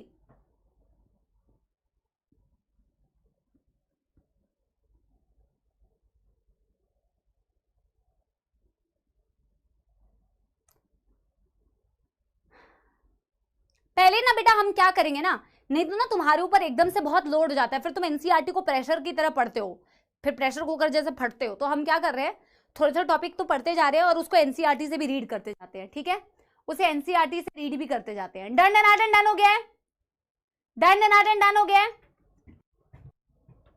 16:52 से 53 तो हो चुके हैं बच्चों। ठीक है, तो पहले एनसीईआरटी से इसे रीड करते हैं जितना ये दिया हुआ है, ताकि ना तुम पे बोझ ना पड़े एकदम से। ये तो हमने बेटा, एक बार मेरे को पेज नंबर बता दो, new NCERT old NCERT, new NCERT old NCERT. देखो ये तो हमने पढ़ा ही है ना बच्चों, cancer is one of the most dreaded disease of human beings and is a major cause of death all over the globe. More than 1 million of Indians suffer from cancer and a large number of them die from it annually. ये तो समझाने की जरूरत नहीं है। 156 and 144, 156 and 141 कुछ बता रहे हैं बच्चे। 140, 41 और 156 में है, तो ओल्ड वाले में 140 होगा शायद। ठीक है, देखो तो ये तो बेटा कोई हिंदी में बताने वाली तो कोई बात नहीं है ना कि खतरनाक बीमारी है, इंडियन सफर करते हैं बहुत ज्यादा। More than 1 million of Indian suffer from cancer and कई सारे इंडियंस एवरी ईयर डेथ भी होती है उनकी। ठीक है, कैंसर से ही।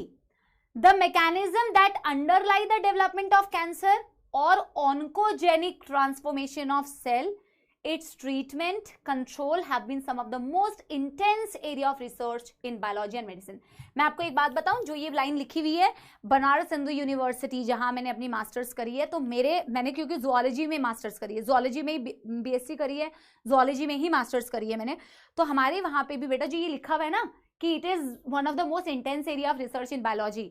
हमारे वहां पे भी कैंसर में बहुत ही ज्यादा इंटेंस रिसर्च होता था, क्योंकि ये है ही बेटा एक ऐसी खतरनाक बीमारी, देख रहे हो ना, काम भी बहुत चल रहा है, क्योंकि ऑफकोर्स इस पर काम जितना करो उतना ही कम है, क्योंकि बहुत सारी ऐसी अभी भी बेटा इसमें अचीवमेंट्स हैं जो अभी हासिल करना बाकी है हमें, है ना। और यहाँ पे एक वर्ड भी लिखा हुआ है बच्चों, यहाँ पे एक वर्ड भी लिखा हुआ है कि mechanism of that underlie the development of cancer. किस पे रिसर्च हो रहा है? कि वो मैकेनिज्म जानने की कोशिश की जा रही है जिसकी वजह से कैंसर डेवलप हो रहा है। ऑन्कोजेनिक ट्रांसफॉर्मेशन, कई बच्चों को ना इस वर्ड में ना मौत आएगी अभी कि ऑन्कोजेनिक आनी भी चाहिए, क्योंकि ये तुम्हें अभी पता नहीं है। ऑन्कोजेनिक, ऑन्को टर्म जो यूज किया जाता है, आप एनसीईआरटी में लिखो, ऑन्को टर्म जो यूज किया जाता है ये कैंसर के लिए यूज किया जाता है।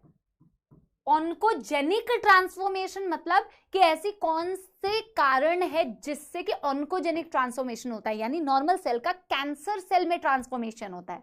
मेरी बात समझ पा रहे हो?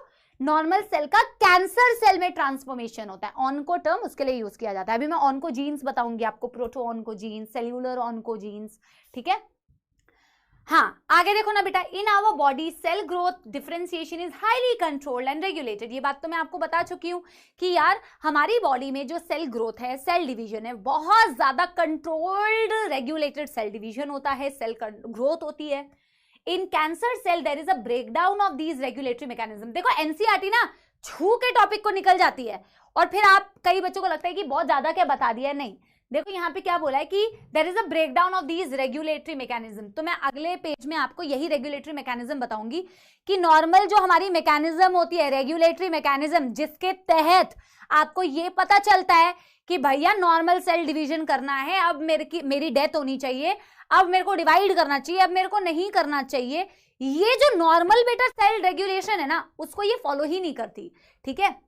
अच्छा, तो इसके बारे में मैं भी आगे आपको बताऊंगी। Normal cell show a property of contact inhibition by virtue of which in contact with other cell inhibit their uncontrolled growth. बोला normal cells contact inhibition show करती है, जिसके कारण से जब वो किसी सेल के कॉन्टैक्ट में आती है तो वो डिवाइड करना छोड़ देती है, ठीक है।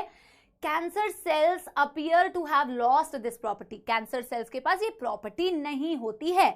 As a result of this, cancerous cell just continue to divide, giving rise to mass of cells, which is called as tumor, जिसकी वजह से ट्यूमर का फॉर्मेशन हो जाता है। बट हर ट्यूमर कैंसरस नहीं होगा, because tumours are of two type, benign and malignant. Benign tumour normally remain confined to their original location, do not spread to the other parts and hence cause a little damage। भैया जो एक ही जगह पर present है, जो एक जगह से दूसरी जगह मूव करके नहीं जा रहा है, जो एक ही जगह पर लोकलाइज्ड है, कन्फाइंड है, वो कैसे खतरनाक होगा? तो वो लेस खतरनाक है, ठीक है।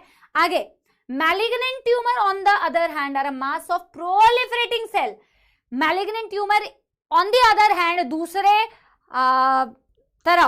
दूसरे तरफ malignant tumor proliferating बढ़ने वाले सेल्स हैं, नियोप्लास्टिक और ट्यूमर सेल्स। नियोप्लास्टिक सेल्स या नियोप्लाज्म वर्ड हम मैलिग्नेंट कैंसर के लिए यूज करते हैं, ठीक है। These cells grow rapidly, बहुत तेजी से ग्रो करते हैं, invading and damaging the surrounding normal tissue. बेटा इन्वेडिंग का मतलब वही है ना, दूसरे की जगह पर घुसना। कई लोगों की आदत होती है ना दूसरों के उस पर वो अपनी टांग अड़ाना, अपनी नाक घुसाना, बहुत सारे लोगों की आदत होती है, ठीक है। अपने से मतलब नहीं है, दूसरों की जिंदगी में जीवन में क्या हो रहा है उससे, ठीक है। आपने अपने आसपास तो बहुत सारे ऐसे लोग देखे होंगे। तो इसकी भी बेटा प्रॉब्लम है, ये अनकंट्रोल तो करता ही है। इन्वेजिवनेस की प्रॉपर्टी होती है, दूसरों के घरों पे घुसना, और दूसरों के घरों पे घुस के बेटा नाश मचा रहा है ऑब्वियसली, ठीक है। As these cell actively divide and grow, they also starve the normal cells by competing for vital nutrients। ये बात मैं लिख चुकी हूँ कि यार क्योंकि इसकी आमतः आदत होती है कि भैया ये दूसरों के घरों में घुसेगा और आगे जा जाके बेटा डिवाइड करेगा, तो ये नॉर्मल सेल्स को स्टार्व करता है। मतलब नॉर्मल सेल्स स्टार्विंग मतलब भूखे रह जाते हैं नॉर्मल सेल्स, क्योंकि नॉर्मल सेल्स का बेटा खाना ले जाता है ये, है ना। अच्छा, cells loved from such tumor reach the distant site through blood and wherever they get lodged in the body they start new tumor there। देखो क्या बोला, cells slough'd from, slough'd का मतलब होता है टूट जाना। इससे पहले बेटा तुम मुझसे पूछो, लिख लो, टूट जाना। वहां से जो टूट के निकले और बेटा कहाँ गए, ब्लड के थ्रू नई जगह पे जाए तो नया ट्यूमर बनाया। This property is the most feared property of malignant tumour and this property is called as metastasis, ठीक है, किसी को कोई दुख दर्द समस्या बेटा यहां तक पहले मेरे को ये बता दो, ठीक है। कॉन्सेप्ट ज्यादा है नोट्स पे, ऐसे नहीं कि इस पे ध्यान दो कि बहुत ज्यादा लिखना है, कॉन्सेप्ट ज्यादा है तो लिखेंगे हो सकता है हम कम, पर समझेंगे हम बहुत ज्यादा, ठीक है। Done done done everybody, yes done done done. अब मैं बेटा वो वाली पॉइंट्स बताने वाली हूं जो एनसीईआरटी में लिखा हुआ है ना, कि ऐसे कौन से फैक्टर्स होते हैं, रेगुलेटरी फैक्टर्स, रेगुलेटरी मैकेनिज्म्स, जिन मैकेनिज्म्स के ब्रेकडाउन होने पर कैंसर हो जाता है, ठीक है। मजेदार है, इट्स अ ब्यूटीफुल। बेटा देखो एनसीईआरटी में दिया भले ही नहीं है वर्ड्स, बट ये बहुत आसान है और ये तुम्हें बहुत मजा आएगा। कैंसर वैसे ही तुम्हें अच्छा लग रहा होगा आई थिंक पढ़ने में, ठीक है। और ये बहुत बहुत ईजी सा टॉपिक है और बहुत अच्छा तुम्हें मतलब इंटरेस्टिंग लगेगा जानने में कि ओ गॉड ऐसा होता है क्या, ठीक है। तो ऐसा करके जीन्स मत लिख लो, मैं ना एनसीईआरटी वाला ही पॉइंट लिख रही हूं कि एनसीईआरटी में क्या लिखा हुआ है। एनसीईआरटी में एक चीज लिखी हुई है, ब्रेकडाउन ऑफ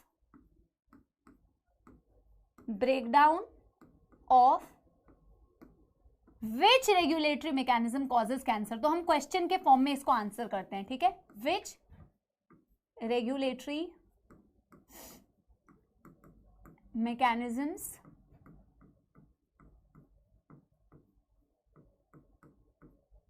causes cancer,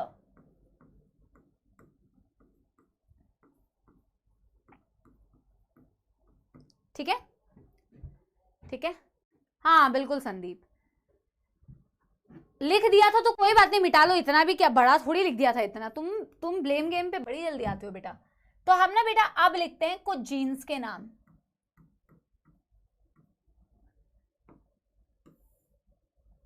ठीक है।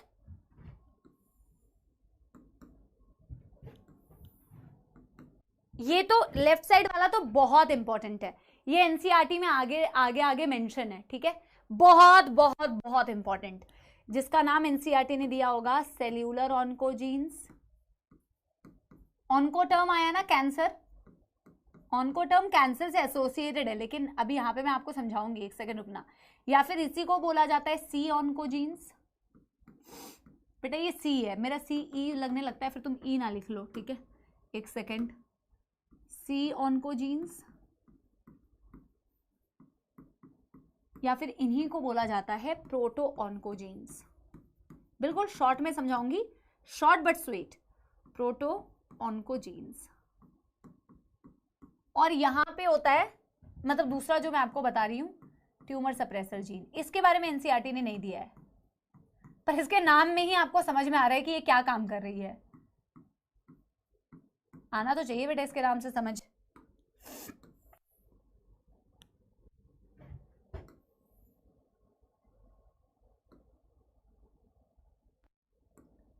ठीक है, तो बेटा देखो ये आपकी बॉडी में भी है, ये मेरी बॉडी में भी है, सबकी बॉडी में है। ये पहली हाफ पेज में आ जाएगा, हाफ पेज में आ जाएगा, ठीक है। बेटा देखो ये बिल्कुल भी मत सोचना, ये बिल्कुल भी मत सोचना कि मैम ये क्या कैंसर वाली जीन्स है, नहीं, ये आपकी बॉडी में भी है बच्चों, ये मेरी बॉडी में भी है, ये सबकी नॉर्मल केसेस में होते हैं। आपके पास सेल्यूलर ऑन्कोजीन्स, जिसे सी ऑन्कोजीन्स बोला जाता है, जिसे प्रोटो ऑन्कोजीन्स बोला जाता है, और दूसरा ट्यूमर सप्रेसर जीन। तुम्हारे पास भी है, मेरे पास भी है, हम सबके पास है। इनमें प्रॉब्लम होती है तब हमें बेटा कैंसर हो सकता है। देखो breakdown of which regulatory mechanism, तो ये जो विच है ना बेटा, यही इनमें प्रॉब्लम है, ठीक है, यही इनमें प्रॉब्लम है। ये करती क्या है, जो हम ये बोल रहे हैं ना कि आपकी सेल्स नॉर्मल डिवाइड कर रही है, आपकी सेल्स नॉर्मल तरीके से ग्रो कर रही है, आपकी सेल्स नॉर्मल तरीके से वर्क कर रही है। ये नॉर्मल सेल ग्रोथ, ये नॉर्मल सेल डिवीजन, ये नॉर्मल सेल सिग्नलिंग जो होती है, ये सारा कुछ जो नॉर्मल हो पा रहा है वो इन जीन से कंट्रोल होता है।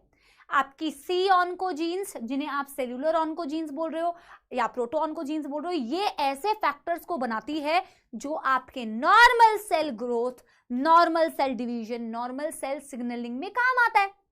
आप खुद सोच के देखो कि अगर इन जीन्स में हो गई गड़बड़, क्यों होगी गड़बड़? Because of carcinogens, because of cancer causing agents, tobacco smoking यानी कि केमिकल एजेंट्स, रेडिएशंस जैसे कि UV rays, X rays, gamma rays, ठीक है, या फिर एनी कैंसर कॉजिंग वायरसेस, जैसे कि आपने ह्यूमन पैपिलोमा वायरस पढ़ा है ना, जैसे कि आपने हेपेटाइटिस बी वायरस पढ़ा है।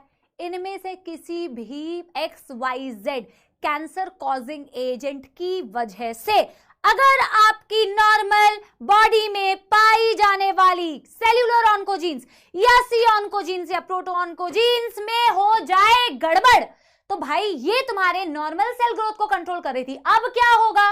अब क्या होगा मेरे बच्चों? यस एवरीबॉडी, अब क्या होगा? कैंसर होगा ना यार। Abnormal cell growth, unregulated cell division, invasiveness, no contact inhibition, क्योंकि नॉर्मल तरीके से जो काम करवा रहा था उसमें गड़बड़ हो गई। ठीक है, उसमें गड़बड़ हो गई। किन की वजह से गड़बड़ होती है? कार्सिनोजेंस की वजह से, कैंसर बोल रही हूं, कैंसर कॉजिंग एजेंट्स की वजह से। ठीक है ना, ठीक है ना। ट्यूमर सप्रेसर जीन आपकी एनसीईआरटी में है नहीं, पर बता देती हूं। ट्यूमर सप्रेसर जीन्स नाम से देख लो ना। देखो देखो देखो, जैसे मैं बताती हूं बेटा, जैसे अपन गाड़ी चलाते हैं, तुम चलाते हो कि नहीं मेरे को नहीं पता है,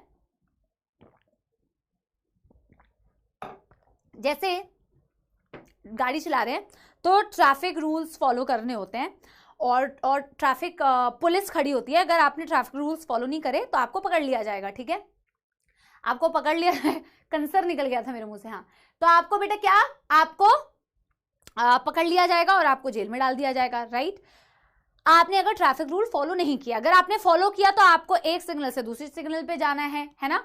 बेसिकली इस तरीके से आप समझ सकते हो। इन द सेम वे बच्चों, आपके कैंसर के केस में भी बेटा ऐसा होता है कि आपकी सेल जब डिवाइड करती है तो हर एक जगह पर चेक पॉइंट्स होते हैं। ठीक है, कि सेल G1 से S पर जानी चाहिए या नहीं, S से G2 पर जानी चाहिए कि नहीं, या G2 से M पर जानी चाहिए कि नहीं। वहां पर आपके कोई चेक पॉइंट्स में ट्रैफिक पुलिस तो होता नहीं है। लेकिन अगर आपकी सेल में कोई भी दिक्कत है, कोई भी दुख दर्द समस्या है, अगर आपकी सेल को मौत आ रही है तो उसको एक्चुअल में मौत के घाट उतार दिया जाएगा। उससे कहा जाएगा भैया तू ठीक नहीं है, तेरे हालात सही नहीं लग रहे, और उसको कंट्रोल करती है ट्यूमर सप्रेसर जीन। तो ये ट्यूमर सप्रेसर जीन क्या करती है ना, अगर सेल्स में कोई एबनॉर्मल चीज है तो वो सेल डिवीजन में उसके अगले फेज में उसको जाने ही नहीं देती, क्योंकि वो चेक पॉइंट्स की तरह काम कर रही है ना। हर जगह तुमने पुलिस पकड़ बैठा रखी है, तो हर जगह तुमने पुलिस पकड़ा बैठा रखी है कि भैया अगर इस सेल में कोई प्रॉब्लम है तो इसको आगे बढ़ने ही मत दो, उसको खत्म कर दो। लेकिन अगेन कार्सिनोजेंस अगर बेटा तुम्हारी बॉडी में आए, उन्होंने इन ट्यूमर सप्रेसर जीन में इसके वक्त बदल दिए, इसके जज्बात बदल दिए, तो ऑफ कोर्स बेटा अगेन क्या हो जाएगा, अगेन कैंसर हो जाएगा। क्या मेरी बात समझ आई?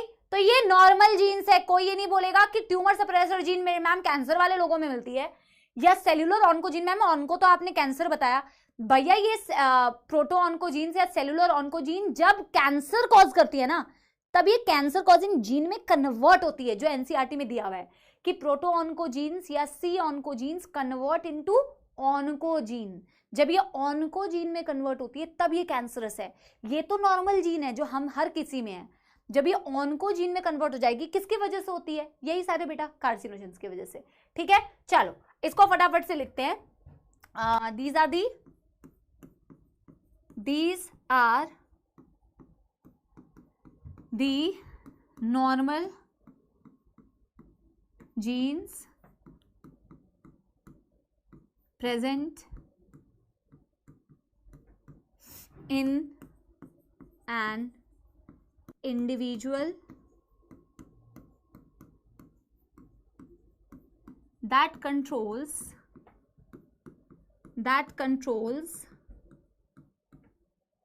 normal cell growth, cell division या डिफरेंशिएशन।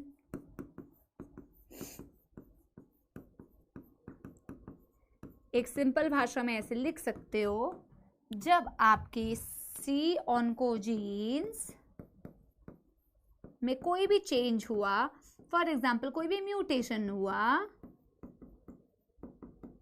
तो ये कन्वर्ट हो जाती है सी ऑन्कोजीन से ऑन्कोजीन्स में, और ये ऑन्कोजीन्स में कन्वर्ट हो गई, मतलब कैंसर कॉजिंग। ठीक है, यस। म्यूटेशन से ज्यादा ना, यहां पे ये लिखो, म्यूटेशन से ज्यादा बढ़िया होगा कार्सिनोजेंस। मैं अभी आपको कार्सिनोजेंस के बारे में बताऊंगी। कैंसर कॉजिंग एजेंट्स, जैसे एलर्जेंस आपने पढ़ा था, एलर्जी कॉजिंग एजेंट्स, वैसे ही cancer causing agents are carcinogens. यहाँ पे कार्सिनोजेंस लिखो, कार्सिनोजेंस इन नॉर्मल जीन्स को एबनॉर्मल जीन्स में कन्वर्ट कर दे रही है, ठीक है। यहाँ पे क्या लिखोगे, यहाँ पे लिखो they act as check points. ये तो इंपॉर्टेंट है बेटा, this is given in NCERT, तो इसे मैं इंपॉर्टेंट कर रही हूँ, दिस इज एनसीईआरटी, है ना। Act as check points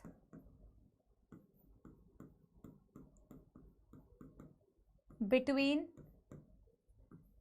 G1S, G2M and if the cells are abnormal, they do not further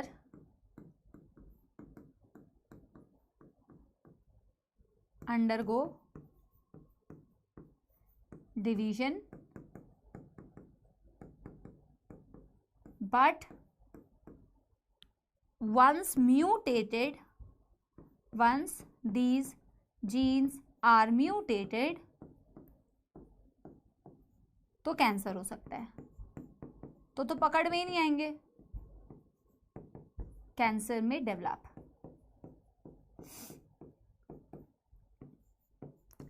done कर लो बच्चों फटाफट से,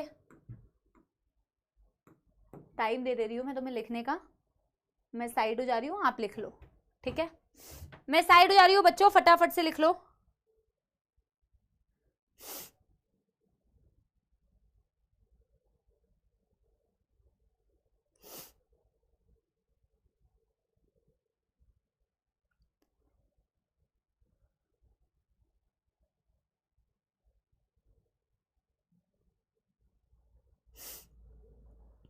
डन कर लो फटाफट से।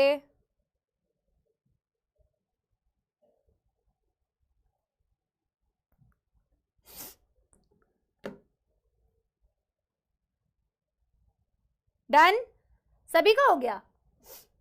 इन कुछ बच्चों का होता नहीं है तो लिख लो बेटा, कोई नहीं, 30 सेकेंड्स और टाइम ले लो, बट फिर बैक नहीं होगी स्लाइड। जल्दी जल्दी लिख लो, जल्दी जल्दी।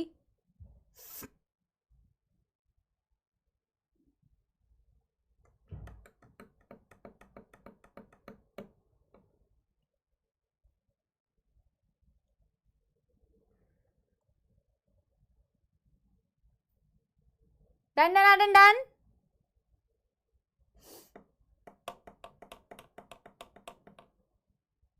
हाँ 1 मिनट जो कह रहे हैं ले लो भैया, ले लो, कोई नहीं।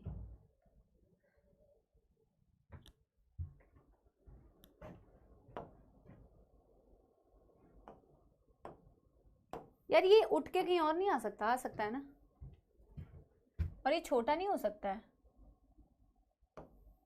नहीं बेटा, कैंसरस जो सेल्स है वो वो मैलिग्नेंट वाले हैं रोनित। ये बेटा हो क्यों नहीं रहा यार? कैंसरस इज हेरिडिटरी बेटा, cancer can be genetic definitely, ठीक है। रिपीटेटिव डीएनए सीक्वेंसेस मींस, मतलब बेटा repetitive DNA sequence means repetitive कुछ बेस पेयर्स होते हैं। ऑन्कोजेनिक मींस बता दिया बेटा। ये बेटा वो क्यों नहीं आ रहे, दूसरे वाले क्यों नहीं आ रहे? अच्छा ये, ओ आई एम सो सॉरी, हाँ ओ गॉड,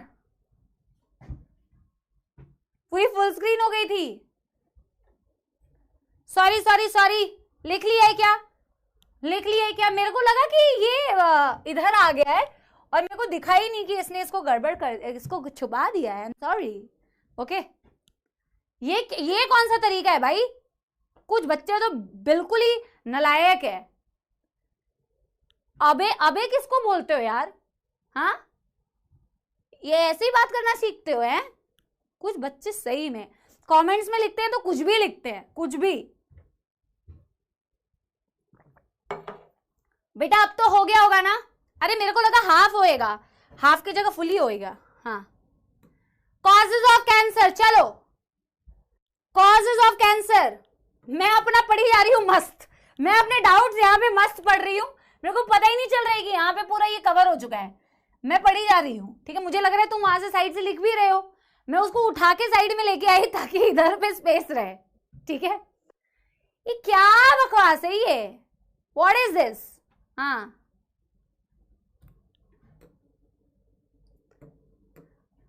बहुत सोशल मीडिया से इन्फ्लुएंस्ड हो तुम लोग। हाँ, अपनी अपनी जीवन में रियल लाइफ में वुमेन देखी है, हैं? देखिए या नहीं, या ऐसे ही लिख देते हो वुमेन, मतलब कुछ भी लिखना है। भेड़ चाल में सो इन्फ्लुएंस्ड, कई सारी वुमेन तुम्हारे घर पे भी होगी। ठीक है, एक बार देखो तो वुमेन मतलब क्या, व्हाटएवर।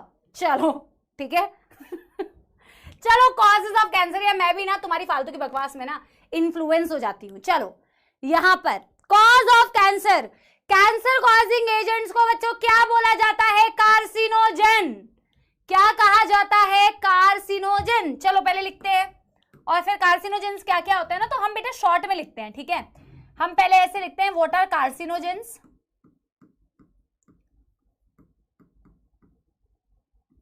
और कार्सिनोजेंस में हम लिखेंगे बच्चों क्या, कैंसर कॉजिंग एजेंट्स।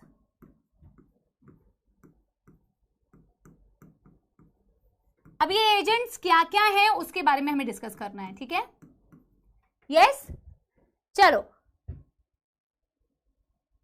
हाँ, तो कैंसर कॉजिंग, बेटा मैंने कैंसर को कैंसर बोलने लग गई हूँ। ठीक है, कैंसर कॉजिंग एजेंट्स बेटा अलग अलग टाइप के होते हैं। चलो हम इसी तरीके से लिखते हैं। ठीक है, नंबर 1 हम लिखने वाले फिजिकल एजेंट्स, बहुत इजी है तो इसको फटाफट से लिखेंगे बच्चों। ठीक है, दीज आर क्वाइट इजी, इसमें कोई बहुत बड़ी रॉकेट साइंस नहीं है। फिजिकल एजेंट्स में बेटा वो सारे, देखो 3 आपके एनसीईआरटी में 3 दिए हैं कि 2 दिए हैं। फिजिकल एजेंट्स दिया हुआ है, केमिकल एजेंट्स दिया हुआ है, बायोलॉजिकल एजेंट्स दिया हुआ है। ठीक है, तो फिजिकल एजेंट्स में क्या है, ये सारी रेडिएशन, हार्मफुल रेडिएशन। तो कुछ नॉन आयोनाइजिंग रेडिएशन है जैसे कि यूवी रेज वगैरह, और कुछ है आयोनाइजिंग जो बहुत ज्यादा डैमेज क्रिएट कर सकती है, जैसे एक्स रेज हो गया या गामा रेज हो गया। इनका ओवर एक्सपोजर बेटा, ऐसा तो बेटा तुम यूवी रेज में फिर तुम्हें कैंसर ही हो जाए, या एक्स रेज से कभी भी थोड़ा भी बेटा एक्सपोज हो गए तो कैंसर हो जाएगा, नहीं, बहुत ज्यादा ओवर एक्सपोजर हो रहा है तो ऑफकोर्स कैंसर हो सकता है। तो ये सारी जो रेडिएशन सारी हैं ये आपके फिजिकल एजेंट्स में आती है। केमिकल एजेंट्स में बेटा किसी भी तरीके का ऐसा केमिकल जो आपके ये जो रेगुलेटरी मैकेनिज्म्स है इनमें प्रॉब्लम क्रिएट कर रहा है। One of the very common जो आपके एनसीईआरटी में भी मेंशन है, टोबैको, टोबैको च्यूइंग या टोबैको स्मोकिंग, इन दोनों में से ही बेटा टोबैको के अंदर बेसिकली ऐसे केमिकल्स होते हैं जिनकी वजह से कैंसर होता है। तो कोई ऐसा केमिकल जो कैंसर कॉजिंग है वो हो गया बेटा केमिकल कार्सिनोजन। फिर आता है बायोलॉजिकल एजेंट। बायोलॉजिकल का मतलब है वायरसेस, कैंसर कॉजिंग वायरसेस, जैसे कि हमने पढ़ा हुआ है ह्यूमन पैपिलोमा वायरस क्या कॉज करता है, जेनाइटल वॉर्ट्स। और हमने क्या पढ़ा हुआ है, hepatitis B virus, HBV। These are the biological agents causing cancer. Simple सी बात है। ठीक है, सिंपल सी बात है। हाँ, फिजिकल एजेंट्स फटाफट से लिखो बेटा, रेडिएशंस लाइक, इसमें बेटा बिल्कुल फटाफट से हाथ चलाओ, radiations like X rays, gamma rays. ठीक है, एक बच्चे ने जो क्वेश्चन पूछा था ना उसको मेरे को एड्रेस करना चाहिए था। क्या नाम था, मतलब एड्रेस क्या, मेरे को उसे अच्छे से, अब तो उसका नाम चला गया होगा ना, इसको थोड़ा शॉर्ट कर देती हूँ, अभी उसका नाम चला गया होगा आई थिंक। उसने पूछा था ना किसी ने, इसने ओजस्वनी पाटिल कि कैंसर, इससे मुझे अभी याद आया कि इससे रिलेटेड आपके एनसीईआरटी में बहुत इंपॉर्टेंट चीज दी है। पता है जिसकी फैमिली में ना बेटा कैंसर चला आता है ना, मतलब जिनकी फैमिली जनरेशन में बहुत ज्यादा कैंसर दिखता है, तो आपके पास ना प्री डायग्नोस्टिक टेक्निक भी होती है कि अगर आपको पता चल रहा है कि आपकी फैमिली हिस्ट्री में बहुत ज्यादा कैंसर है तो आप पहले से अपनी जीन्स की ना स्टडी करवा सकते हो। हालांकि बेटा फुल प्रूफ नहीं है कोई कि तुम्हें फिर होगा ही नहीं, जरूरी थोड़ी है कि हेरिडिटरी वाला ही आएगा, तुम्हारे बॉडी में और भी ऐसे कोई बेटा तुम एजेंट्स के कांटेक्ट में आ गए तो भी तुम्हें कैंसर हो सकता है। तो आप ना प्री डायग्नोस्टिक करा सकते हो। अगर तुम्हें पहले से पता है कि तुम्हारी जनरेशन में दिख रहा है तो तुम अपने जीन्स की पहले से बेटा टेस्ट करा के ना ये पता कर सकते हो कि क्या फ्यूचर में मेरे जीन्स में ऐसे चेंजेस होने की पॉसिबिलिटीज है या नहीं। ठीक है। हाँ, इसे बोलते हैं प्री डायग्नोसिस, इसे प्री डायग्नोसिस कहा जाता है, ठीक है।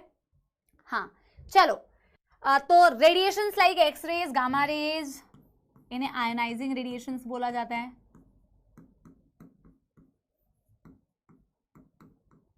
ठीक है। And non ionizing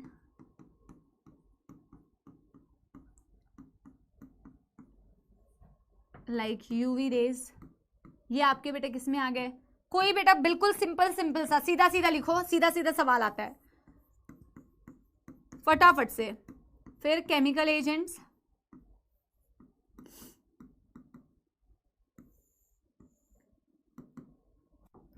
chemical agents में chemicals causing cancer,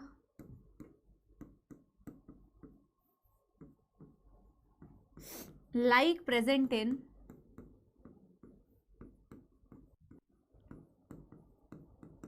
tobacco,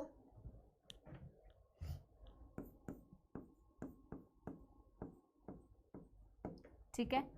and then biological agents,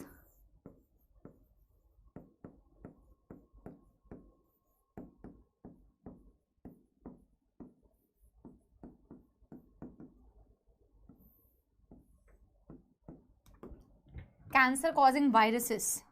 तो वायरस के पास होती है कुछ वायरल ऑन्कोजीन्स, इन वायरसेस के पास होती है वायरल ऑन्कोजीन्स। वायरल मतलब वायरस के पास, ऑन्कोजीन्स मतलब कैंसर कॉजिंग, ठीक है।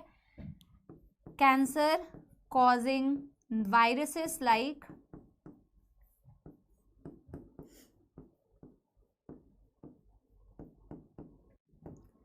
HPV, फुल फॉर्म तुमने लिखा हुआ है भैया, ठीक है। ह्यूमन, फिर भी मैं लिख दे रही हूं, ह्यूमन पैपिलोमा वायरस,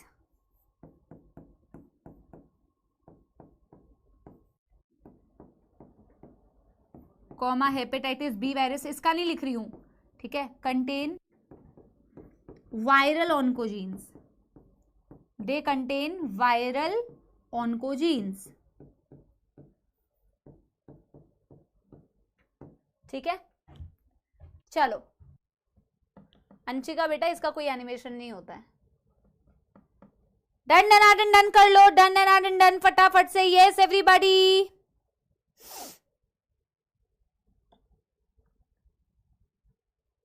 पहले इसकी एनसीईआरटी की रीडिंग करेंगे, फिर इसकी बेटा हम डायग्नोसिस पढ़ेंगे, ठीक है। डन डन डन कर लो, फटाफट फटाफट फटाफट बच्चों, यस।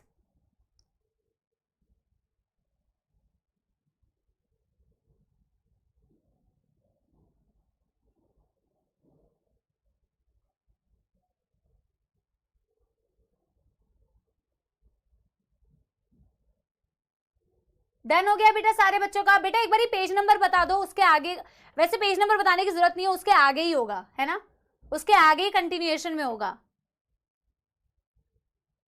सारे बच्चों ने लिख लिया ना बेटा? इससे सीधा सवाल आता है, फिजिकल एजेंट एग्जांपल दे देंगे, X rays, gamma rays, UV rays come under which carcinogen category, तो वो फिजिकल एजेंट्स में आते हैं। या फिर आपसे पूछ लेंगे HBV, HPV किसके category?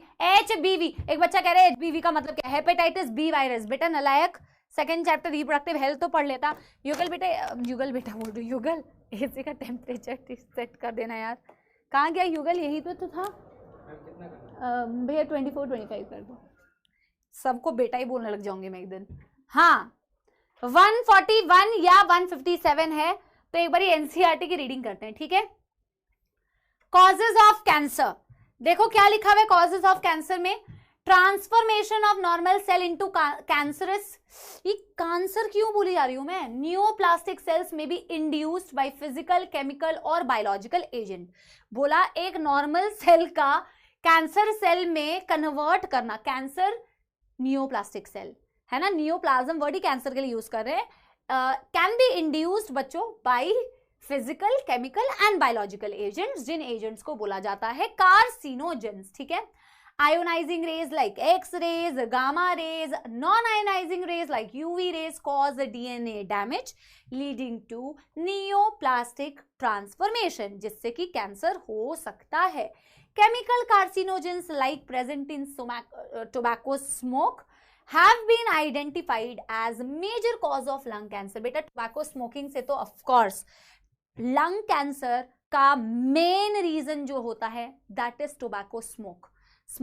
Tobacco smoking is one of the main reasons of why people suffer from lung cancer. ठीक है. And chewing से जो होता है that is cause of one of the reasons of oral cancer. ठीक है. Yes. Cancer causing viruses like called oncogenic viruses. तो जो आपके कैंसर कॉजिंग वायरसेस हैं उनमें जो जीन होता है उन्हें आप ऑन्कोजेनिक जीन्स बोल सकते हैं, वायरल ऑन्कोजीन्स बोल सकते हैं. They have gene called as viral oncogenes. ठीक है. अब देखो बेटा यहां तक ना ये खत्म हो जाता है, यहां तक ना बेटा ये खत्म हो जाता है. ठीक है बेटा तुम कैंसर लिख रहे हो ना, तुमको हंसी आ रही है के. ठीक है तो यहां तक बेटा ये खत्म हो जाता है, ये आपके एजेंट्स है, कॉजेज ऑफ कैंसर है. अब ये ना बेटा एक अलग बात करी है, ये एक अलग बात करिए. देखो क्या बात करिए. Further more several genes called cellular oncogenes या सी ऑन्कोजीन्स या proto oncogenes have been identified in normal cells which when activated under certain condition could lead to oncogenic transformation of cell. वाह बेटा अब सारे कंसर करने लग गए हैं. बस ठीक है कोई बात नहीं. बेटा मेरे को ये बताओ. ठीक है अब मेरे को एक बार ये बताओ कि एनसीईआरटी में कोई दिक्कत.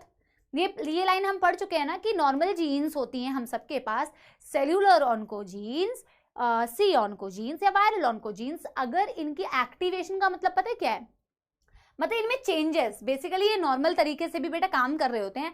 एक्टिवेटेड मतलब कैंसर में अगर इसे कन्वर्ट करना है तुम्हें, अगर इनकी एक्टिवेशन हो जाएगी तो कैंसर हो सकता है. ठीक है पक्की बात, पक्की बात.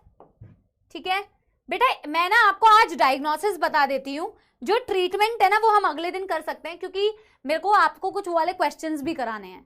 ठीक है तो मैं डायग्नोसिस जो है वो अभी बता देती हूँ, ट्रीटमेंट अगली क्लास में कर लेंगे क्योंकि कुछ क्वेश्चंस भी आपको बताने हैं. ठीक है अच्छा बेटा देखो आपके एनसीईआरटी में ना टाइप ऑफ कैंसर नहीं दिया हुआ है कि अलग अलग टाइप ऑफ कैंसर बता दो, ल्यूकीमिया क्या होता है, सार्कोमा क्या होता है ना.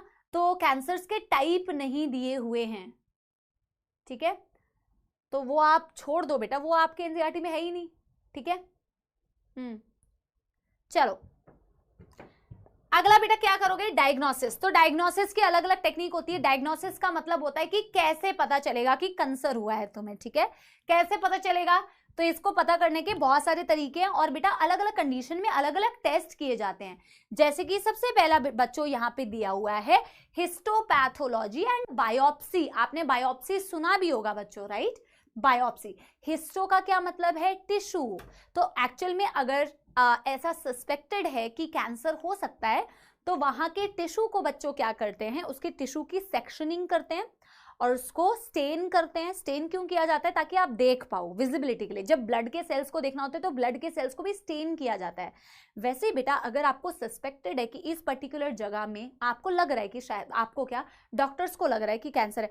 अब कुछ बच्चे ना सिम्टम्स पूछ रहे हैं, बेटा इसके ना कोई पर्टिकुलर सिम्टम्स नहीं होते. बहुत सारे टाइप के कैंसर है बच्चों. ब्रेस्ट कैंसर है, माउथ कैंसर है, प्रोस्टेट कैंसर है, और फिर आपका क्या बोलते हैं लंग कैंसर है. अलग अलग जगह के कैंसर है यार. ठीक है सबसे कॉमन कैंसर होता है आपके कैंसर ऑफ एपिथेलियल टिश्यू. वो एपिथेलियल टिश्यू किसी का भी हो सकता है. तो बेटा अलग अलग उसके सिम्टम्स भी अलग अलग होते हैं एंड बहुत ही जनरलाइज्ड सिम्टम्स भी होते हैं. इसलिए तो बेटा पकड़ में भी तो नहीं आता है ना, लोगों को पता भी नहीं चलता है कि कैंसर हुआ है क्योंकि इतना ज़्यादा आप पूछोगे भी ना ऐसे पेशेंट्स को तो इनिशियल सिम्टम्स भी जो होते हैं ना बेटा बहुत नॉर्मल सिम्टम्स होते हैं. तो डिटेक्शन इसीलिए हो नहीं पाती है हालांकि. ठीक है हाँ तो एनीवे हिस्टोपैथोलॉजी या बायोप्सी का मतलब होता है बेटा कि टिश्यू को निकाला, उसकी सेक्शनिंग की और उसको स्टेन किया, कलर डाला. कलर स्टेनिंग का मतलब होता है कलर. और फिर बेटा उसको क्या करते हैं, उसको माइक्रोस्कोप में ऑब्जर्व करते हैं और ऑब्जर्वेशन के बाद अगर कुछ एबनॉर्मल दिखा तो फिर ऑफ कोर्स बेटा फर्दर फिर चीज की जाती है. तो बायोप्सी का सिंपल मतलब है कि आपने कैसे डायग्नोस किया, आपने टिश्यू सेक्शन करके स्टेन करके उसे माइक्रोस्कोप में ऑब्जर्व करके बच्चों किया. ठीक है हाँ चलो इसमें हम क्या लिखेंगे बच्चों कि tissue sections are taken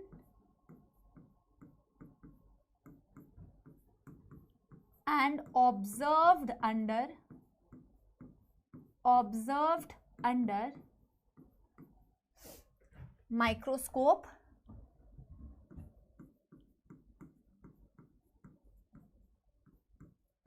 after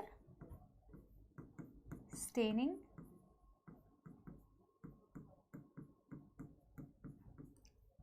to understand any abnormality.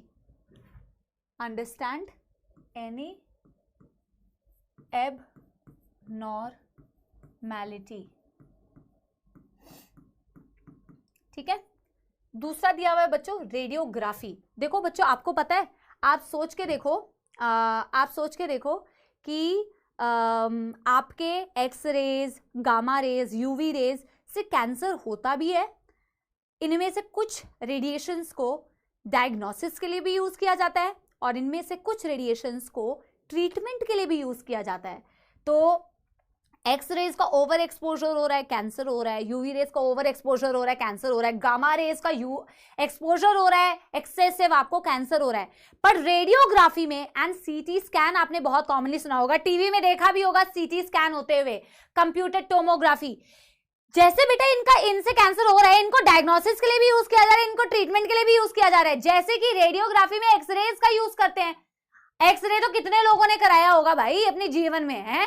X-rays का यूज करके बेटा आप अपने ऑर्गन्स की 2D इमेजिंग, क्योंकि ऑर्गन को देख सकते हो, ऑर्गन में कहीं कोई ग्रोथ तो आपको ऐसा नहीं दिख रहा, या एबनॉर्मल कुछ स्ट्रक्चर तो नहीं दिख रहा, तो आप रेडियोग्राफी बोल लो या सीटी स्कैन बोल लो, कंप्यूटर्ड टोमोग्राफी, दोनों में एक्सरेज का यूज करके ना आप ऑर्गन की इमेज निकालते हो। लेकिन रेडियोग्राफी में 2D इमेजिंग निकलती है और सीटी स्कैन में, कंप्यूटर टोमोग्राफी में एक्सरेज का यूज करके बच्चों 3D इमेजिंग निकलती है। ठीक है, मेरी बात समझ रहे हो?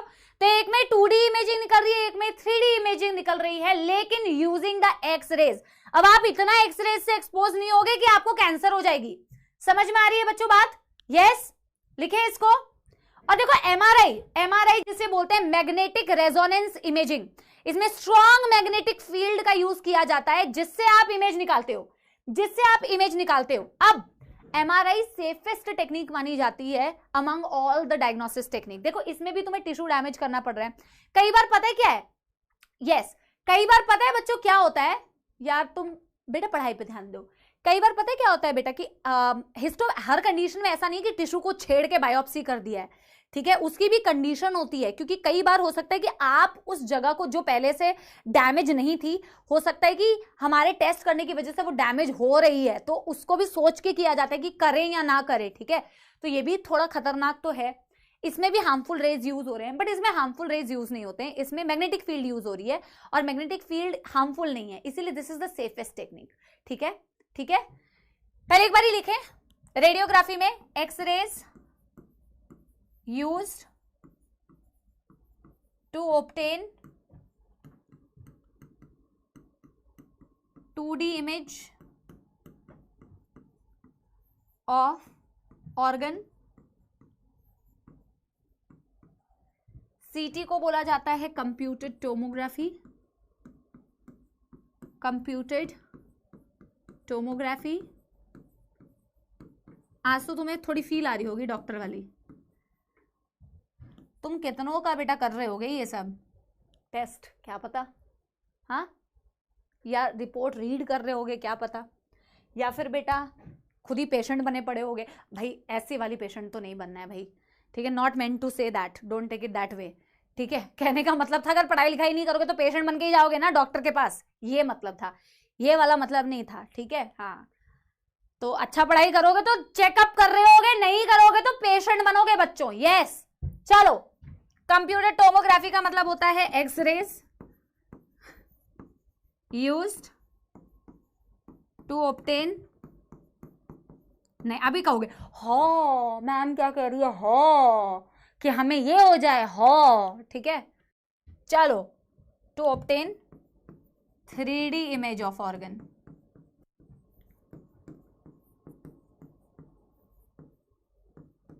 कुछ भी सोशल मीडिया पे ना, ऑनलाइन में बेटा कुछ भी हो सकता है, कुछ भी हो सकता है। ठीक है, लोग कहीं की बात कहीं पे भी पहुंचा देते हैं, अपने बच्चों को कोई प्रॉब्लम नहीं होगी। जैसे ये ऐसे आता है ना, कहते हैं अरे देखो ये मैम कैसी कैसी बातें कर रही हैं। ठीक है, चलो, MRI का मतलब है magnetic resonance imaging.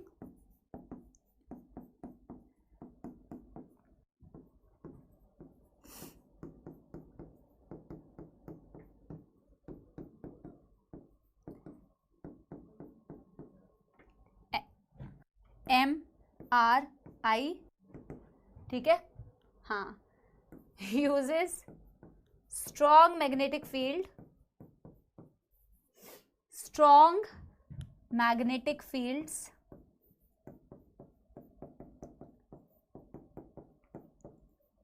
to obtain 3D image of organ।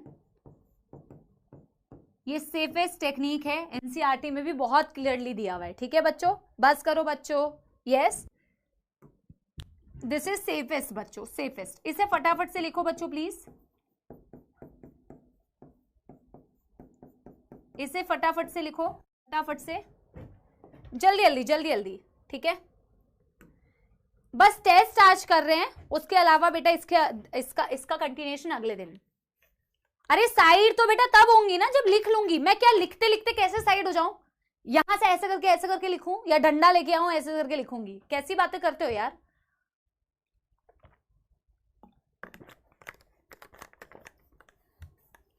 Done done done कर लो बच्चा पार्टी फटाफट। ठीक है, एक दो टेस्ट बचे हैं, एक दो टेस्ट कर लेंगे यार। डायग्नोसिस मतलब हमें डायग्नोसिस तो बेटा कंप्लीट कर ही लेना चाहिए यार। ठीक है, क्वेश्चंस का क्या हम कर लेंगे, कोई बात नहीं, मैंने कभी तुम्हारा एक्स्ट्रा टाइम नहीं लिया है, तो 2 मिनट ज्यादा हो जाएगा, कोई दिक्कत नहीं है। ठीक है, डन कर लो बच्चा पार्टी। यस एवरीबॉडी, इजी है बच्चों, इसमें तो कोई मौत आनी भी नहीं चाहिए ना, इजी है। टिश्यू सेक्शन करके तुमने टेस्ट किया, हिस्टोपैथोलॉजी, बायोप्सी। एक्सरेज का यूज करके अगर 2D इमेज आई तो रेडियोग्राफी। एक्सरेज का यूज करके 3D इमेज अगर ऑब्टेन की तो कंप्यूटर टोमोग्राफी। एक्सरेज को यूज ही नहीं किया, मैग्नेटिक फील्ड को यूज करके 3D इमेज ऑब्टेन किया तो MRI मैग्नेट। हाँ, जैसी छुट्टी होने वाली होती है तो तुम्हारा डन भी बहुत जल्दी हो जाता है। ठीक है, छठा टेस्ट क्या है? बोन मैरो टेस्ट या ब्लड टेस्ट। ठीक है, बोन मैरो टेस्ट या ब्लड टेस्ट। पांचवा, सॉरी, सिक्स्थ टेस्ट क्या है बेटा? Antibody test. एंटीबॉडी टेस्ट का मतलब, हाँ 2-3 मिनट ऊपर नीचे हो सकता है। एंटीबॉडी टेस्ट का मतलब क्या है बच्चों? एंटीबॉडी टेस्ट का मतलब है कि अगर तुम्हारा कोई सेल है जो कैंसरस सेल है, समझो तुम्हारा कोई कैंसरस सेल है, ठीक है, आप सस्पेक्ट कर रहे हो कि भैया इस बंदे का जो ये सेल है इसमें कुछ तो प्रॉब्लम है, ये कैंसरस सेल है, तो आपके कैंसर सेल ना नॉर्मल सेल से अलग दिखते हैं। इनके ऊपर ना बेटा कुछ ऐसी प्रोटीन्स होती हैं जो सिर्फ इन्हीं के ऊपर एक्सप्रेस हो रही होती है, नॉर्मल सेल्स के ऊपर एक्सप्रेस नहीं होती है। कैसे कैंसर सेल नॉर्मल सेल से अलग दिख रही हैं बेसिकली? ठीक है, मान लो कैंसर सेल के एंटीना लगे हुए हैं, तो उस एंटीना से पता चलता है कि भैया ये अलग टाइप के सेल्स है, ये आपके नॉर्मल सेल्स नहीं है। तो एंटीबॉडी टेस्ट में क्या किया जाता है ना बेटा, इन कैंसर सेल के अगेंस्ट में एंटीबॉडी दी जाती है, और अगर ये एंटीबॉडी देने पर ये इन कैंसरस सेल के इन प्रोटीन्स के साथ में बाइंड कर जाएंगे तो पता चल जाएगा भैया बाइंड कर रहे हैं, मतलब कि वैसा कुछ है उनके ऊपर तभी तो बाइंड कर रहे हैं, यानी ये एबनॉर्मल है, यानी कैंसर हो सकता है। क्या मेरी बात समझ पा रहे हो बेटा? देखो फास्ट मैं बिल्कुल नहीं कराऊंगी, आपको समझना है। ये नहीं कि छुट्टी हो रही है तो जल्दी कर लो, आपको समझ आना चाहिए। मैंने क्या बोला? नॉर्मल सेल्स के ऊपर ये सिंग नहीं लगे, ये प्रोटीन नहीं लगे। अगर मैं नॉर्मल सेल्स के लिए वो एंटीबॉडी देती बाहर से तो वो उनसे बाइंड नहीं करते, तो आपको नहीं पता चलता कि कैंसर है या नहीं है। सॉरी, आपको पता चल जाता कि वो कैंसर नहीं है, तभी तो वो जाके बाइंड नहीं किया। लेकिन अगर कैंसर सेल होता है ना, उनके ऊपर कुछ एबनॉर्मल प्रोटीन्स है, उन्हीं के रिस्पेक्टिव बेटा तुम एंटीबॉडी देते हो, अगर बाइंड कर जाएंगे तो तुम्हें पता चल जाएगा कि डेफिनेटली कैंसर है। ठीक है, यस। तो एंटीबॉडी टेस्ट में आपने क्या किया? different proteins expressed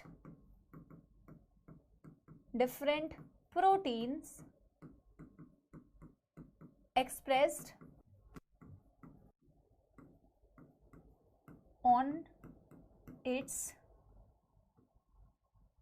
it against which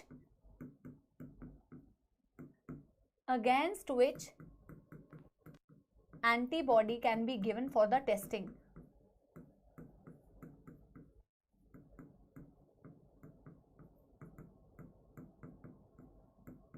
अगर दोनों की बाइंडिंग हो रही है तो आपको पता चल जाएगा कैंसर है, ठीक है। पवन बेटा, हाउ जो तुम पूछ रहे हो ना बेटा, एक्चुअल में ना इसकी पूरी एक टेक्निक पढ़ोगे, वैसे तो ये डायग्नोसिस टेक्निक होती है, मॉलिक्यूलर डायग्नोसिस टेक्निक होती है। या तुम खुद सोच के देखो ना कि भैया अगर ये इसके ऊपर कुछ प्रोटीन है तभी इनकी बाइंडिंग होगी, तो बेटा बाइंडिंग होने पर ना कुछ ऐसा रिएक्शन होता है या स्टेनिंग होती है, ऐसा कलर प्रोड्यूस होता है जिससे तुम्हें दिख रहा होता है कि इन दोनों के बीच में एनकाउंटर हुआ है। तो उससे तुम्हें पता चलता है कि बाइंड हुए या नहीं हुए। आंखों से तो देख के तुम्हें तभी पता चलेगा ना, कुछ तो रिएक्शन होनी चाहिए, या तो बेटा वो होनी चाहिए, इनमें लाइट एमिट होनी चाहिए, है ना, या तो क्या बोलते कलर प्रोड्यूस होना चाहिए, कुछ ऐसा जिससे तुम्हें पता चल जाए। तो ऐसी टेक्निक्स होती है, ऐसी टेक्निक होती है, आगे पढ़ोगे भी तुम, ठीक है। ऑटो रेडियोग्राफी होती है ऐसे, ठीक है, जिसके बारे में आप बायोटेक्नोलॉजी में पढ़ोगे। मैं ऐसे करके बेटा फास्ट नहीं पढ़ा सकती, या तुम मुझे डिस्टर्ब कर रहे हो, मैं इसको बंद कर रही हूँ, ठीक है। हाँ, तो जब वो इंटरेक्शन हो रहा है, तुम्हें कैसे पता चल रहा है कि वो इंटरेक्ट कर रहे हैं कि नहीं कर रहे हैं? तो डेफिनेटली बेटा उस जगह पे कुछ तो रिएक्शन हो रहा होगा, कुछ कलर प्रोड्यूस हो रहा होगा, या कुछ ऐसे एमिशन हो रहा होगा जिससे तुम्हें पता चलता है। तुम्हें वो उसके डेप्थ पे नहीं जाना कि क्या हो रहा है। मैंने तुम्हें बोला कि एंटीबॉडी भी दे सकते हो स्पेसिफिक कैंसर सेल के ऊपर जो प्रोटीन्स है उनके अगेंस्ट में। अगर बेटा कॉम्प्लीमेंट्री होंगे तो बाइंड करेंगे, जिससे पता चलेगा कि भैया प्रॉब्लम है। अगर नहीं बाइंड करेंगे तो यानी कि आपकी सेल नॉर्मल थी, ठीक है। आइडेंटिफिकेशन ऑफ जीन्स का मतलब है बेटा ये प्री डायग्नोस्टिक टेक्निक है जो मैं आपको बता रही थी। अगर आपके हेरिडिटरी में बेटा चला आ रहा है डायग्नोसिस, अगर आपके हेरिडिटरी में चला आ रहा है तो आप बेटा ऐसी जीन्स को आइडेंटिफाई कर सकते हो, प्री डायग्नोसिस करा सकते हो, ताकि आगे जाके अगर कैंसर होने की संभावना है तो उससे बचा जा सके, ठीक है। तो प्री डायग्नोसिस का मतलब है if cancer runs in family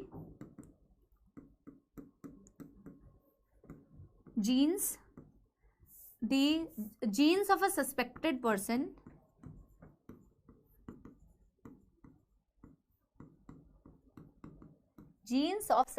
person can be studied for pre-diagnosis. That's it. आज के लिए हम सिर्फ इतना ही पढ़ेंगे, लेकिन मैं कुछ 11th के क्वेश्चंस करा के जाऊंगी, ठीक है। ट्रीटमेंट तो आज हमारा नहीं हो पाएगा, तो ट्रीटमेंट हम अगले दिन कर लेंगे। अगले दिन मतलब कल, और कल ही हम बेटा कैंसर वो एड्स भी स्टार्ट करेंगे। आप इसको फटाफट से नोट करो, चलो फटाफट से इसे नोट करो।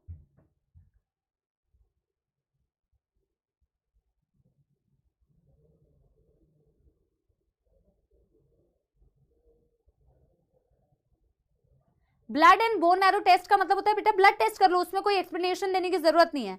ब्लड टेस्ट का मतलब है सिंपल ब्लड टेस्ट कर लो। ब्लड टेस्ट करोगे तो यार तुम्हें ये पता चल जाएगा ना कि WBC काउंट तो नहीं बढ़ा हुआ है, क्योंकि WBC काउंट जो होता है वो क्या होता है, कैंसर का इंडिकेशन होता है। या बोन मैरो टेस्ट कर लो। बोन मैरो बेटा वो जगह है जहां तुम्हारे सारे ब्लड सेल्स बन रहे हैं, है ना। तो ब्लड कैंसर के लिए तो ये बहुत अच्छा एक टेस्ट है, एक बहुत अच्छा टेस्ट है। तो उसमें कुछ लिखने की जरूरत नहीं है, सिंपल ब्लड टेस्ट या बोन मैरो टेस्ट ये भी करा सकते हैं डायग्नोसिस के लिए, ठीक है। डन। क्वेश्चन स्टार्ट करें 11th का, ठीक है। मैं कल थोड़ा बहुत जो इससे बची हुई चीजें हैं बच्चों, वो थोड़ी बहुत चीजें मैं बताऊंगी, थोड़ा बहुत नोट डाल के 1-2 कैंसर्स के बारे में बताऊंगी। हालांकि तुम्हारी एनसीईआरटी में नहीं दिया हुआ है, फिर भी मैं कोशिश करती हूँ, ठीक है। Done everybody, done everybody.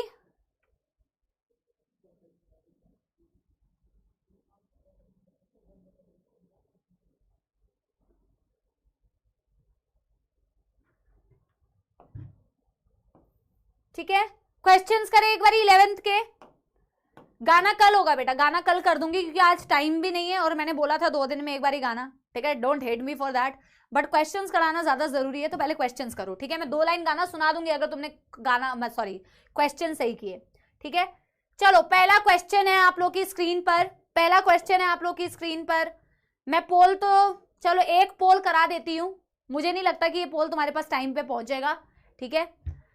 Contraction of diaphragm increases the volume of thoracic cavity in the anterior posterior direction. I think तुम्हारे पास पोल पहुंचने से पहले ही क्वेश्चन खत्म हो जाता है या क्या हो जाता है पता नहीं यार, ठीक है। Increases the volume of thoracic cavity in anterior posterior direction. तुम कमेंट में आंसर दे दो, यार, ठीक है। जब आप डायाफ्राम को कॉन्ट्रैक्ट करते हैं तो डायाफ्राम बेटा वो मसल्स होती है, डायाफ्राम वो मसल्स होती है जिन मसल्स के कॉन्ट्रैक्शन पर करते कब हो, जब तुम्हें इनहेल करना होता है, नॉर्मल इनहेल। नॉर्मल इनहेल के लिए तुम डायाफ्राम को कॉन्ट्रैक्ट करते हो और एक्सटर्नल इंटरकोस्टल मसल्स को कॉन्ट्रैक्ट करते हो।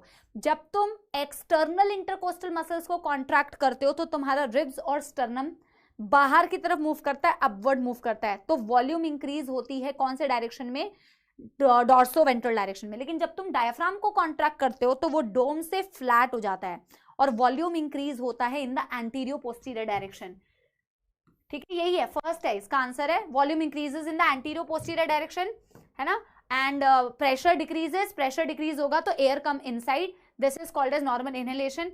इसमें तो बहुत कम बच्चों ने आंसर दिया है, Sonik, Animesh, Medha, Sakshi and Lakshmi.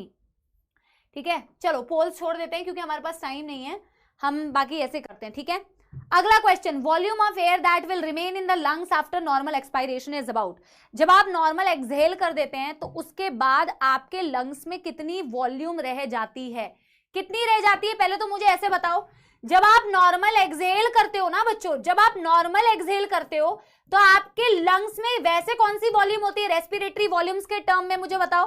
Respiratory volume के टर्म्स में मुझे बताओ। बहुत ही गलत आंसर है, बहुत ही गलत, सारे बच्चों का गलत है, सारे बच्चों का। बहुत सही, बहुत अच्छी बात है बेटा,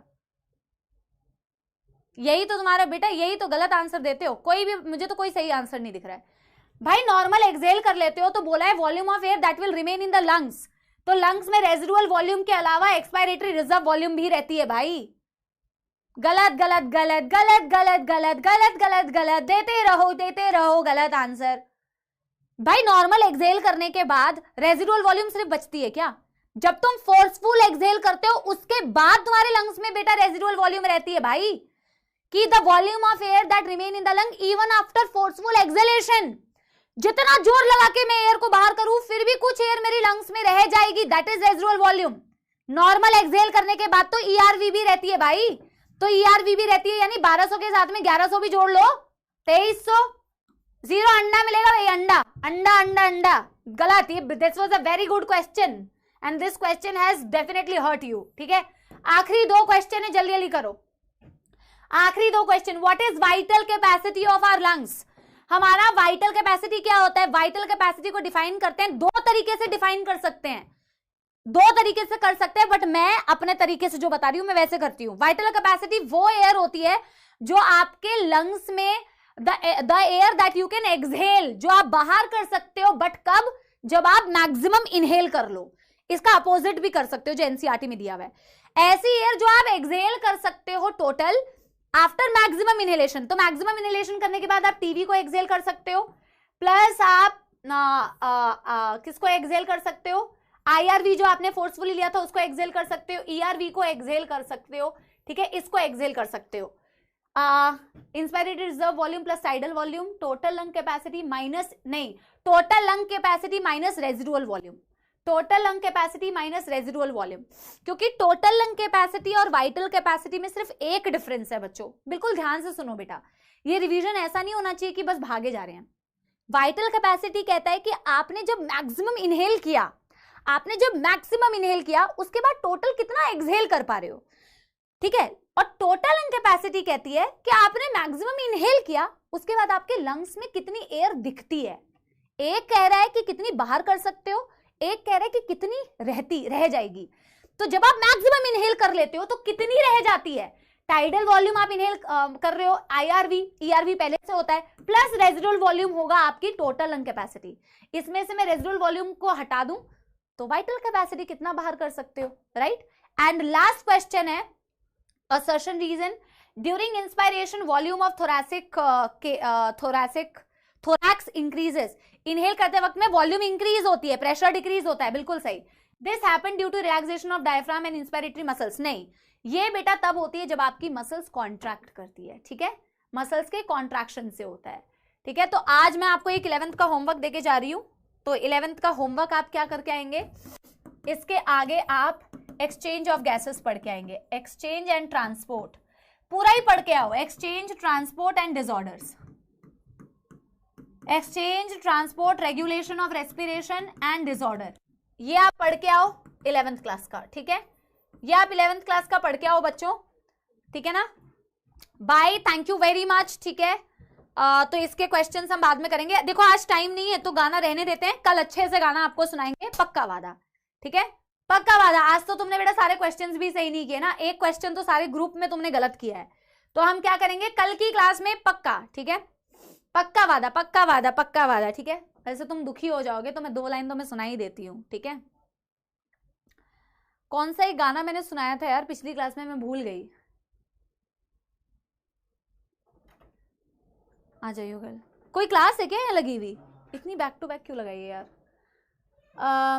यार देखो एक क्लास, सर अभी क्लास चल रही है एक्चुअली, हाँ एक क्लास बेटा यहाँ पे ना क्लास लगी हुई है, ठीक है, तो आई एम सो सॉरी, अब मैं अगली क्लास में करती हूँ बेटा जो भी है कार्यक्रम, ठीक है। हाँ चलो ठीक है बेटा, क्लास है, ठीक है, मैं प्रेशर में आ जा रही हूँ, प्रेशर में क्लास है, अगली क्लास यहाँ पे लगी हुई है इसलिए मैं नहीं गा रही हूँ, मैं कल गा दूंगी, पक्का वादा, ठीक है। थैंक यू वेरी मच बच्चों, love you, bye bye, thank you. कल मिलते हैं बेटा with a new topic. Comment करके बता देना सिलेबस में क्या गलत आया हुआ था, ठीक है, और टॉपिक कैसा समझ में आया कि नहीं, ठीक है। चलो bye bye, thank you, bye bye bye.